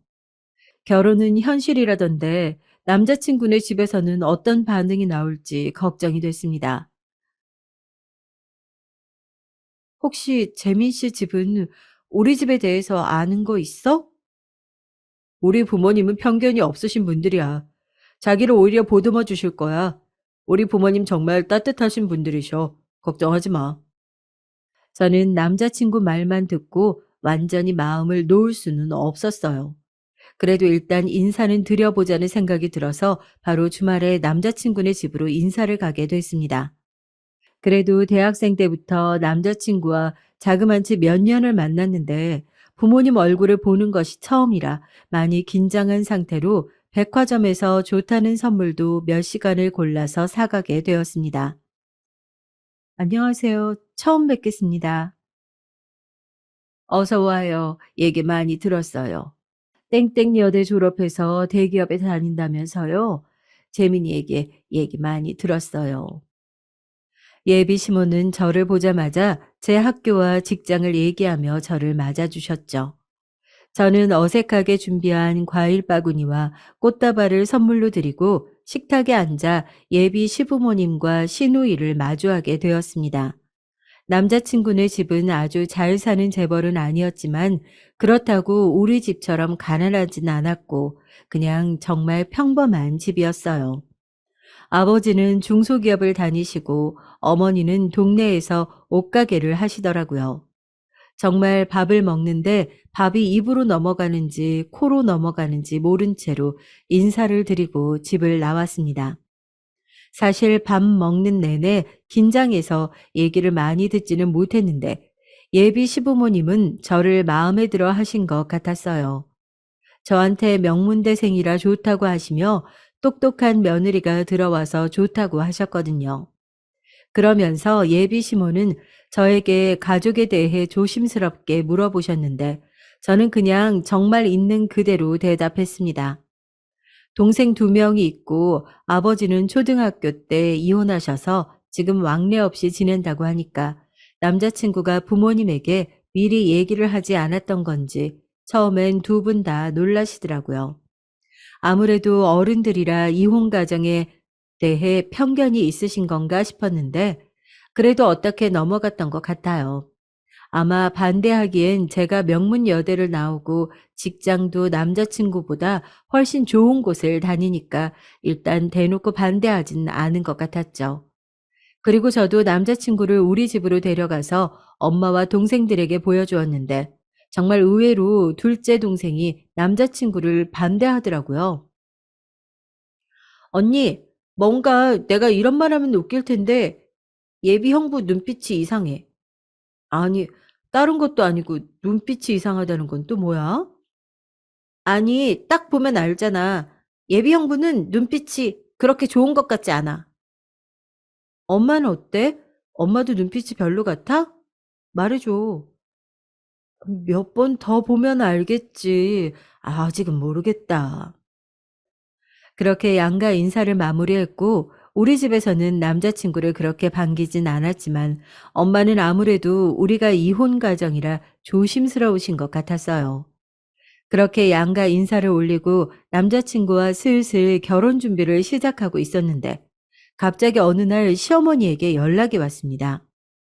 시어머니는 이번 주 주말에 본인 집에서 김장을 하는데 혹시 시간 되면 와서 고기만 먹고 가라고 하셨어요.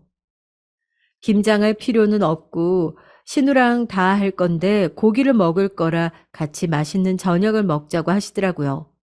저는 속으로 아직 결혼 날짜를 잡지도 않았는데 이러시는 것이 저는 부담스럽긴 했지만 그래도 시어머니에게 밉보여서 좋을 건 없으니까 알겠다고 하고 주말에 남자친구와 같이 예비시댁에 방문하게 됐습니다. 그런데 시어머니는 분명 신우와 같이 오전 중으로 끝내신다고 하셨는데 우리가 방문했던 시간인 오후 5시가 되도록 시작도 하지 않고 계셨어요. 아유, 우리가 준비하는데 오래 걸렸어. 조금만 앉아서 기다릴래? 금방 끝날 거야. 시어머니는 남자친구와 저에게 소파에 편하게 앉아서 기다리라는데 어떻게 그럴 수가 있겠어요. 게다가 김장을 거실에서 하는데 뻔히 예비 시누이와 시어머니가 제 눈 바로 앞에서 김장하는데 그걸 무시하는 것은 웬만한 사람이 아니고서야 힘들지 않을까요? 결국 저는 남자친구와 같이 돕겠다고 고무장갑을 끼고 열심히 배추에 속을 채우고 있었는데 시어머니가 계속 남자친구 보고 너는 저기서 편하게 쉬라고 하더라고요. 남의 딸은 열심히 김장하는데 본인 아들 보고는 방에 들어가서 쉬라고 하는 것을 보고 저는 머릿속으로 순간 친할머니가 스쳐 지나갔습니다. 순간적으로 이 집과 결혼하면 힘들지 않을까 생각했지만 그래도 남자친구가 저까지 하는데 어떻게 본인이 쉬냐고 하면서 도와주어서 그나마 나았던 것 같아요. 그렇게 다 같이 김장하고 고기를 먹는데 저는 태어나서 김장한 게 처음이었거든요. 엄마는 사느라 바쁘시기도 하셨고 요리를 좋아하는 편은 아니셔서 집에서 김장하지 않으셨어요. 어머님, 저는 사실 김장 처음 해봐요. 신기하네요. 어머, 그래? 괜찮아. 이제 나한테 매년 와서 배우면 금방 늘어. 예비 시모는 제가 김장을 도와서 그런가 무척 기분이 좋아 보였습니다. 하지만 저는 처음 하는 김장에 몸살이 나서 다음날 병원까지 가게 됐어요. 저는 김장을 처음 해봐서 몰랐는데 80포기를 하는 게 일반적이진 않더라고요. 그것도 나중에 알게 됐습니다. 이후로도 시어머니는 잊을만 하면 전화하셔서 저를 집으로 많이 부르셨어요. 심지어 저는 직장인인데 업무 시간에 전화해서 제가 무슨 급한 일이 있는 줄 알고 받아서 물어보면 그냥 안부 전화였던 적도 꽤 많았고요. 저는 슬슬 이건 좀 아니지 않나 싶었는데 어느 날 정말 심각한 목소리로 시어머니는 저에게 본인 옷가게로 와줄 수 있냐고 묻더라고요. 제가 아무리 무슨 일이 있냐고 물어도 그냥 빨리 와달라고 말만 하시기에 제가 급하게 연차를 쓰고 시어머니 옷가게로 달려갔더니 거기엔 예비 시모의 언니가 와 있었어요. 급한 일이라는 게 본인 언니가 와 있으니 와서 인사를 하라는 거였습니다. 저는 일단 인사를 급하게 드리긴 했지만 이런 결혼을 해야 하나 생각이 들었어요. 그래도 바로 파혼하진 않았던 것은 시어머니가 그래도 아들 결혼이라고 집을 해주셨기 때문이에요. 저도 머리로는 이 결혼을 하게 된다면 내가 많이 힘들 것이란 생각이 들긴 했지만 평생을 가난하게 살아와서 결혼 시작을 서울에 있는 아파트에서 할 수 있다는 것을 알게 되자 사람 마음이라는 게 쉽게 포기가 되지 않더라고요. 그래서 중간에 너무 불편한 것들은 남자친구에게 말했는데 와중에 남자친구가 중간 역할을 어찌나 못하던지 오해가 생겼던 적도 있습니다. 그렇게 정말 힘들게 결혼 준비를 하고 있었는데 어느 날 시어머니가 또 업무 시간에 전화를 걸어서 받았는데 저는 깜짝 놀랐어요. 바로 시어머니는 제가 받자마자 고래고래 소리를 지르셨어요. 당장 내 가게로 와! 이 사기꾼아! 저는 저보고 사기꾼이라고 하며 당장 오라는 말에 도대체 이게 무슨 소리인가 싶어서 또 연차를 쓰고 바로 가게로 달려갔는데 저는 가게 문을 열자마자 정말 기절하는 줄 알았습니다. 왜냐하면 거기엔 우리 아빠가 있었거든요. 아빠, 아빠가 여기 무슨 일이야? 지금 뭐 해? 시어머니는 저를 보자마자 저에게 달려들더니 이 사기꾼아 소리 지르며 악을 쓰셨어요. 아니, 일단 진정하세요. 제가 무슨 사기꾼이라는 거예요. 너, 너희 엄마 노래방 했다며? 그렇게 천박하게 살았으면서 그걸 감히 속여? 아니, 어머니 지금 무슨 말씀이 너무 지나치시네요. 천박하다뇨? 노래방 운영하던 천박한 년은 절대 안 돼. 이 결혼 없던 걸로 해. 아니, 아무리 그래도 결혼 예정이었던 사람 엄마한테 천박하다니 말씀 너무 심하시네요. 어디서 큰 소리야? 당장 나가. 무슨 낯짝이로 이래? 예비 시어머니는 저를 그렇게 가게 밖으로 밀어내더니 안에서 문까지 잠그셨습니다. 저는 너무 황당하고 또 분노가 차오르더라고요. 상황을 보니까 아빠가 어떻게 알았는지 시어머니 가게에 가서 우리 집 사정을 구구절절 말한 것 같던데 아빠한테 화난 것은 정말 당연했고 저는 무엇보다 시어머니가 우리 엄마를 감히 천박하다고 한 게 도저히 용서되지 않았습니다. 제가 아무리 서울에 있는 아파트에서 신혼생활을 할 수 있다고 해도 우리 엄마를 저렇게 표현하는데 어떻게 저런 집안과 결혼할 수 있겠어요. 저는 우리 엄마가 우리 삼남매를 어떻게 키웠는지 누구보다 잘 알기 때문에 파혼은 당연했고 너무 화가 나서 정말 얼굴이 새빨개진 채 몸을 부들부들 떨었습니다. 그래서 남자친구의 전화해서 상황을 설명하고 저도 소리를 질렀어요. 우리 파혼해. 남의 집 엄마한테 천박하다니. 그게 무슨 소리야? 진짜 나야말로 수준 떨어져서 너희 집이랑 결혼 못해. 뭐 따뜻하신 분들? 장난하니? 남자친구는 저에게 일단 진정하라고 하며 본인이 가게로 오겠다고 했는데 저는 이미 너무 속상해서 길거리에 주저앉아 울기 시작했습니다. 아빠는 그새 가게에서 나오더니 저를 보고 미안하다고 하면서 본인 의도는 그게 아니었다고 하더라고요. 하지만 아빠의 의도가 무엇이든 저는 상관없었습니다. 아빠가 제발 우리 가족 앞에서 사라졌으면 바랬어요. 제발 우리 가족 앞에 나타나지 마. 제발, 제발, 제발 부탁이야. 제가 지나가는 사람이 쳐다볼 정도로 악을 쓰며 울며 소리치자 아빠는 정말 미안하다고 사라졌습니다. 남자친구가 곧 도착해서 저를 달래니까 시어머니가 안에서 나오더니 천박한 애랑 헤어지라고 남자친구한테 그러더라고요. 저기요, 아줌마. 이제 어머니도 아니지. 아니, 사람한테 천박하다고 하는 당신은 뭐 얼마나 잘났는데. 뭐? 저리 안 꺼져? 진짜 뭐 이런 게 다 있어. 저리 썩 꺼져. 시어머니는 심지어 제 어깨를 뒤로 밀더라고요. 어찌나 세게 밀던지 저는 휘청거리며 주저앉게 될 정도였습니다. 저는 남자친구에게 앞으로 살면서 마주치지 말자고 하고 집으로 바로 돌아가는데 어찌나 눈물이 나오던지 멈출 수가 없었어요. 우리 엄마가 천박하다고 들을 정도로 부끄럽게 살았으면 몰라. 절대 아니거든요.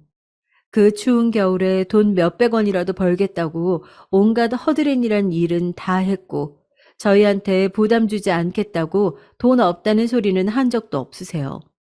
우리가 눈치로 우리 집이 가난한 것은 알았어도 엄마는 한 번도 우리에게 돈 없으니 너희한테 줄 돈이 없다고 한 적이 없었거든요. 저는 엄마가 정말 잠도 포기하고 본인의 인생을 완전히 포기하고 우리 삼남매 키워보겠다고 고생한 것을 누구보다 너무 잘 아니까 집에 오는 내내 엉엉 울었습니다. 사람들이 저를 쳐다보는 시선이 느껴졌지만 그런 것들은 전혀 신경도 쓰지 않았어요.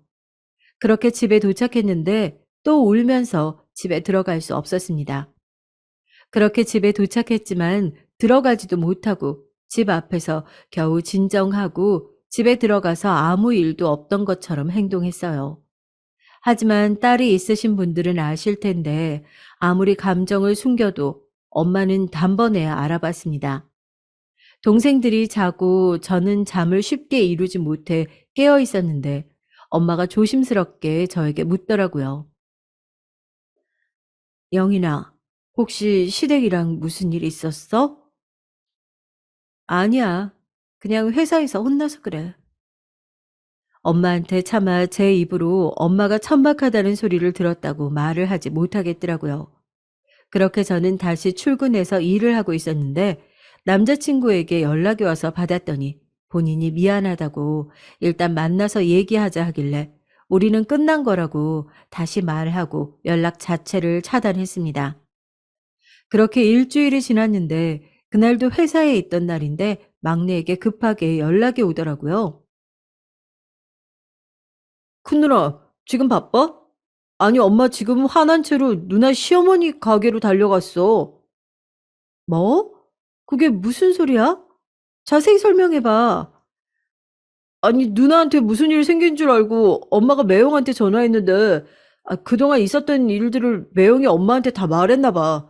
엄마 지금 누나한테 예비 신모가 밀치고 막말하고 김장 부르고 그랬던 거 알고 나서 눈 뒤집혀서 찾아갔어. 저는 그 말을 듣자마자 바로 또 연차를 쓰고 시어머니 가게로 달려갔습니다.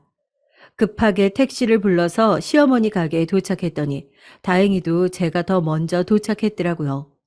시어머니는 저보고 여기가 어디라고 오냐고 당장 나가라고 또 제 등을 밀치며 밖으로 밀었습니다. 그런데 정말 딱 그 순간에 엄마가 그 광경을 목격하셨고 엄마는 달려와서 시어머니를 밀치셨어요. 내 딸한테서 손 떼! 어디서 감히 이래? 어머, 이 천박한, 아우, 수준 떨어져서 교양 좀 챙겨요. 못 살아서 그런가? 이런 것도 모르네. 천박? 너 말 잘했다. 너 고졸이지? 난 서울대야, 이년아. 엄마는 이렇게 말하며 품에 있던 서울대 졸업장을 꺼내셨어요. 엄마는 시어머니에게 아주 당당하게 말씀하셨습니다. 나도 서울대고 우리 아들도 서울대야. 당신 아들 고작 서울 끄트머리에 있는 대학이잖아. 누가 누구 보고 천박하대. 심지어 내 딸이 대학도 더 좋고 돈도 더 벌어. 정신 차려. 뭐? 아이고, 노래방 운영했던 천박한 게 어디서 큰 소리야? 노래방이 뭐 어때서? 너처럼 아들 못 키운 것보다 훨씬 자랑스러워. 그러는 너는 옷가게 운영하면서 누가 보면 무슨 재벌집인 줄 알겠다. 내 딸 아까워서 이런 천박한 집에 시집 못 보내. 엄마는 그렇게 말하고 제 손을 잡고 가게를 나오셨습니다. 알고 보니 졸업장을 가지고 오느라 늦었다고 하더라고요. 저는 엄마가 타인에게 이렇게 화내시는 것을 처음 봐서 내심 놀랬어요. 아휴, 남한테 이렇게 화내본 게 처음인데. 엄마 잘했니? 그러면서 저에게 본인이 잘 싸웠냐고 묻는데 저는 그 순간부터 웃음을 참을 수가 없었어요. 정말 우리 엄마지만 여전히 대단하고 멋지고 웃기더라고요. 제가 웃기 시작하자 엄마도 웃음이 터져서 둘이 정말 길거리에서 얼마나 웃었는지 모르겠습니다. 우리 엄마 왜 이렇게 든든해? 나 정말 엄마가 내 엄마라서 너무 좋다. 앞으로도 이런 일 생기면 말해. 엄마가 다 해결한다. 내가 너희를 어떻게 키웠는데 감히 주제도 모르고. 엄마는 저에게 당신은 제가 생각하는 것보다 훨씬 이상으로 강한 사람이니까 상처받을 거 생각하지 말고 제 마음이나 다스리라고 말씀하셨어요. 저에게 본인이 어린 나이에 삼남매 혼자 아무것도 모르던 타지에서 키우면서 얼마나 고생을 많이 했는데 이 정도는 아무것도 아니라고 하셨죠. 저는 엄마가 그렇게 말해주니까 얼마나 다행이라고 생각했는지 몰라요. 그렇게 한바탕 소동이 있고 저는 일이 끝나는 줄 알았는데 엄마의 화끈한 복수에도 남자친구는 정신을 차리지 못하고 연락이 계속 왔어요. 본인이 미안하다고 제발 결혼하자고 하는데 제가 미쳤다고 그런 천박한 집안과 결혼하겠어요? 엄마 말대로 듣고 보니 제가 대학도 더 좋고 심지어 돈도 더 잘 버는데 왜 저런 남자친구랑 결혼하겠다고 했는지 모르겠더라고요. 그래서 차단했는데 다른 번호로 연락 오길래 한동안 모르는 번호는 받지 않았더니 남자친구는 심지어 회사로 찾아왔습니다. 안 그래도 예비 시어머니 때문에 회사에서 눈치가 많이 보였던 참이었는데 남자친구까지 찾아오니까 저는 퇴사까지 하게 됐어요. 그리고 남자친구에게 강하게 말했습니다. 한 번만 더 찾아오면 경찰에 신고하겠다고 하고 나는 진심으로 너희 가족과 엮이기 싫다고 했더니 알아들었는지 그 후로는 연락이 오지 않았어요. 그리고 회사는 아빠 일도 그랬고 저도 사람인지라 다른 사람 시선에 신경 쓸 수밖에 없는데 도저히 다닐 수가 없어서 그만둔 것이랍니다. 아빠는 시어머니가 저에게 천박하다고 난리친 날 이후로 우리 앞에 더 나타나지 않고 있어요. 본인도 생각이라는 게 있으면 최소한의 양심이 있다면 앞으로도 나타나지 않지 않을까요? 이런 사정들로 인해 저는 퇴사하고 경기도 쪽의 회사로 이직하게 됐고 우리 집도 경기권으로 이사하게 됐습니다.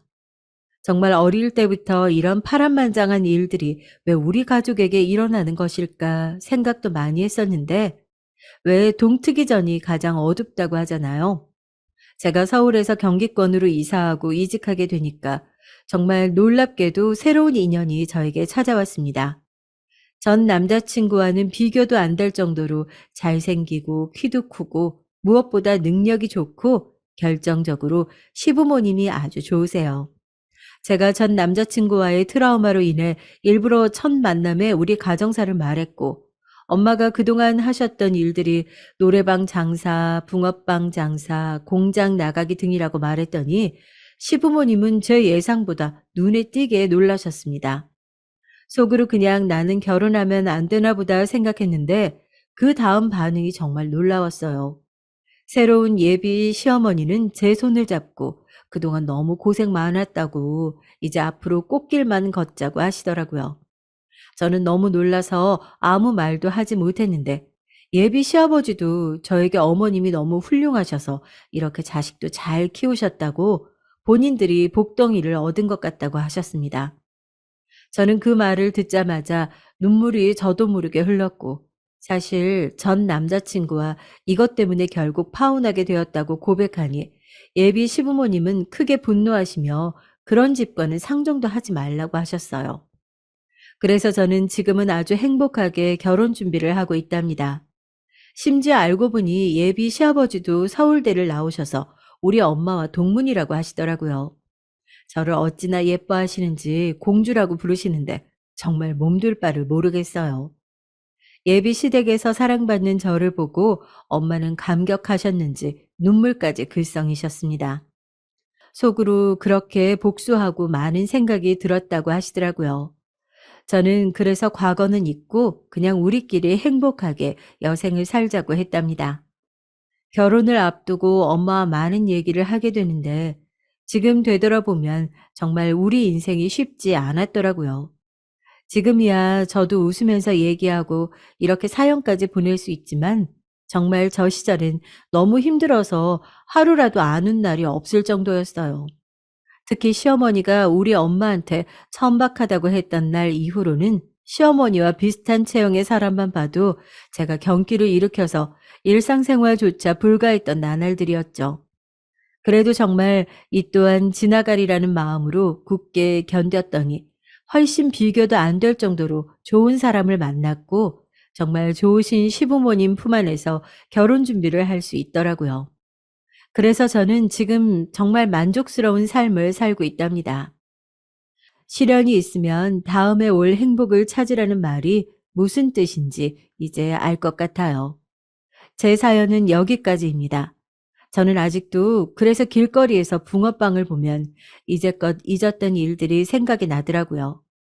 현재 남자친구에게도 말했지만 이런 것은 제보해야 한다고 하길래 용기 내어 제보하게 되었답니다. 다들 들어주셔서 정말 감사합니다. 저는 이제 앞으로 엄마와 동생들과 새로운 가족들과 함께 행복하게 잘 살겠습니다. 여러분도 행복한 하루하루를 보내시고 사랑스러운 가족들과 따뜻한 연말 보내시길 진심으로 바랍니다.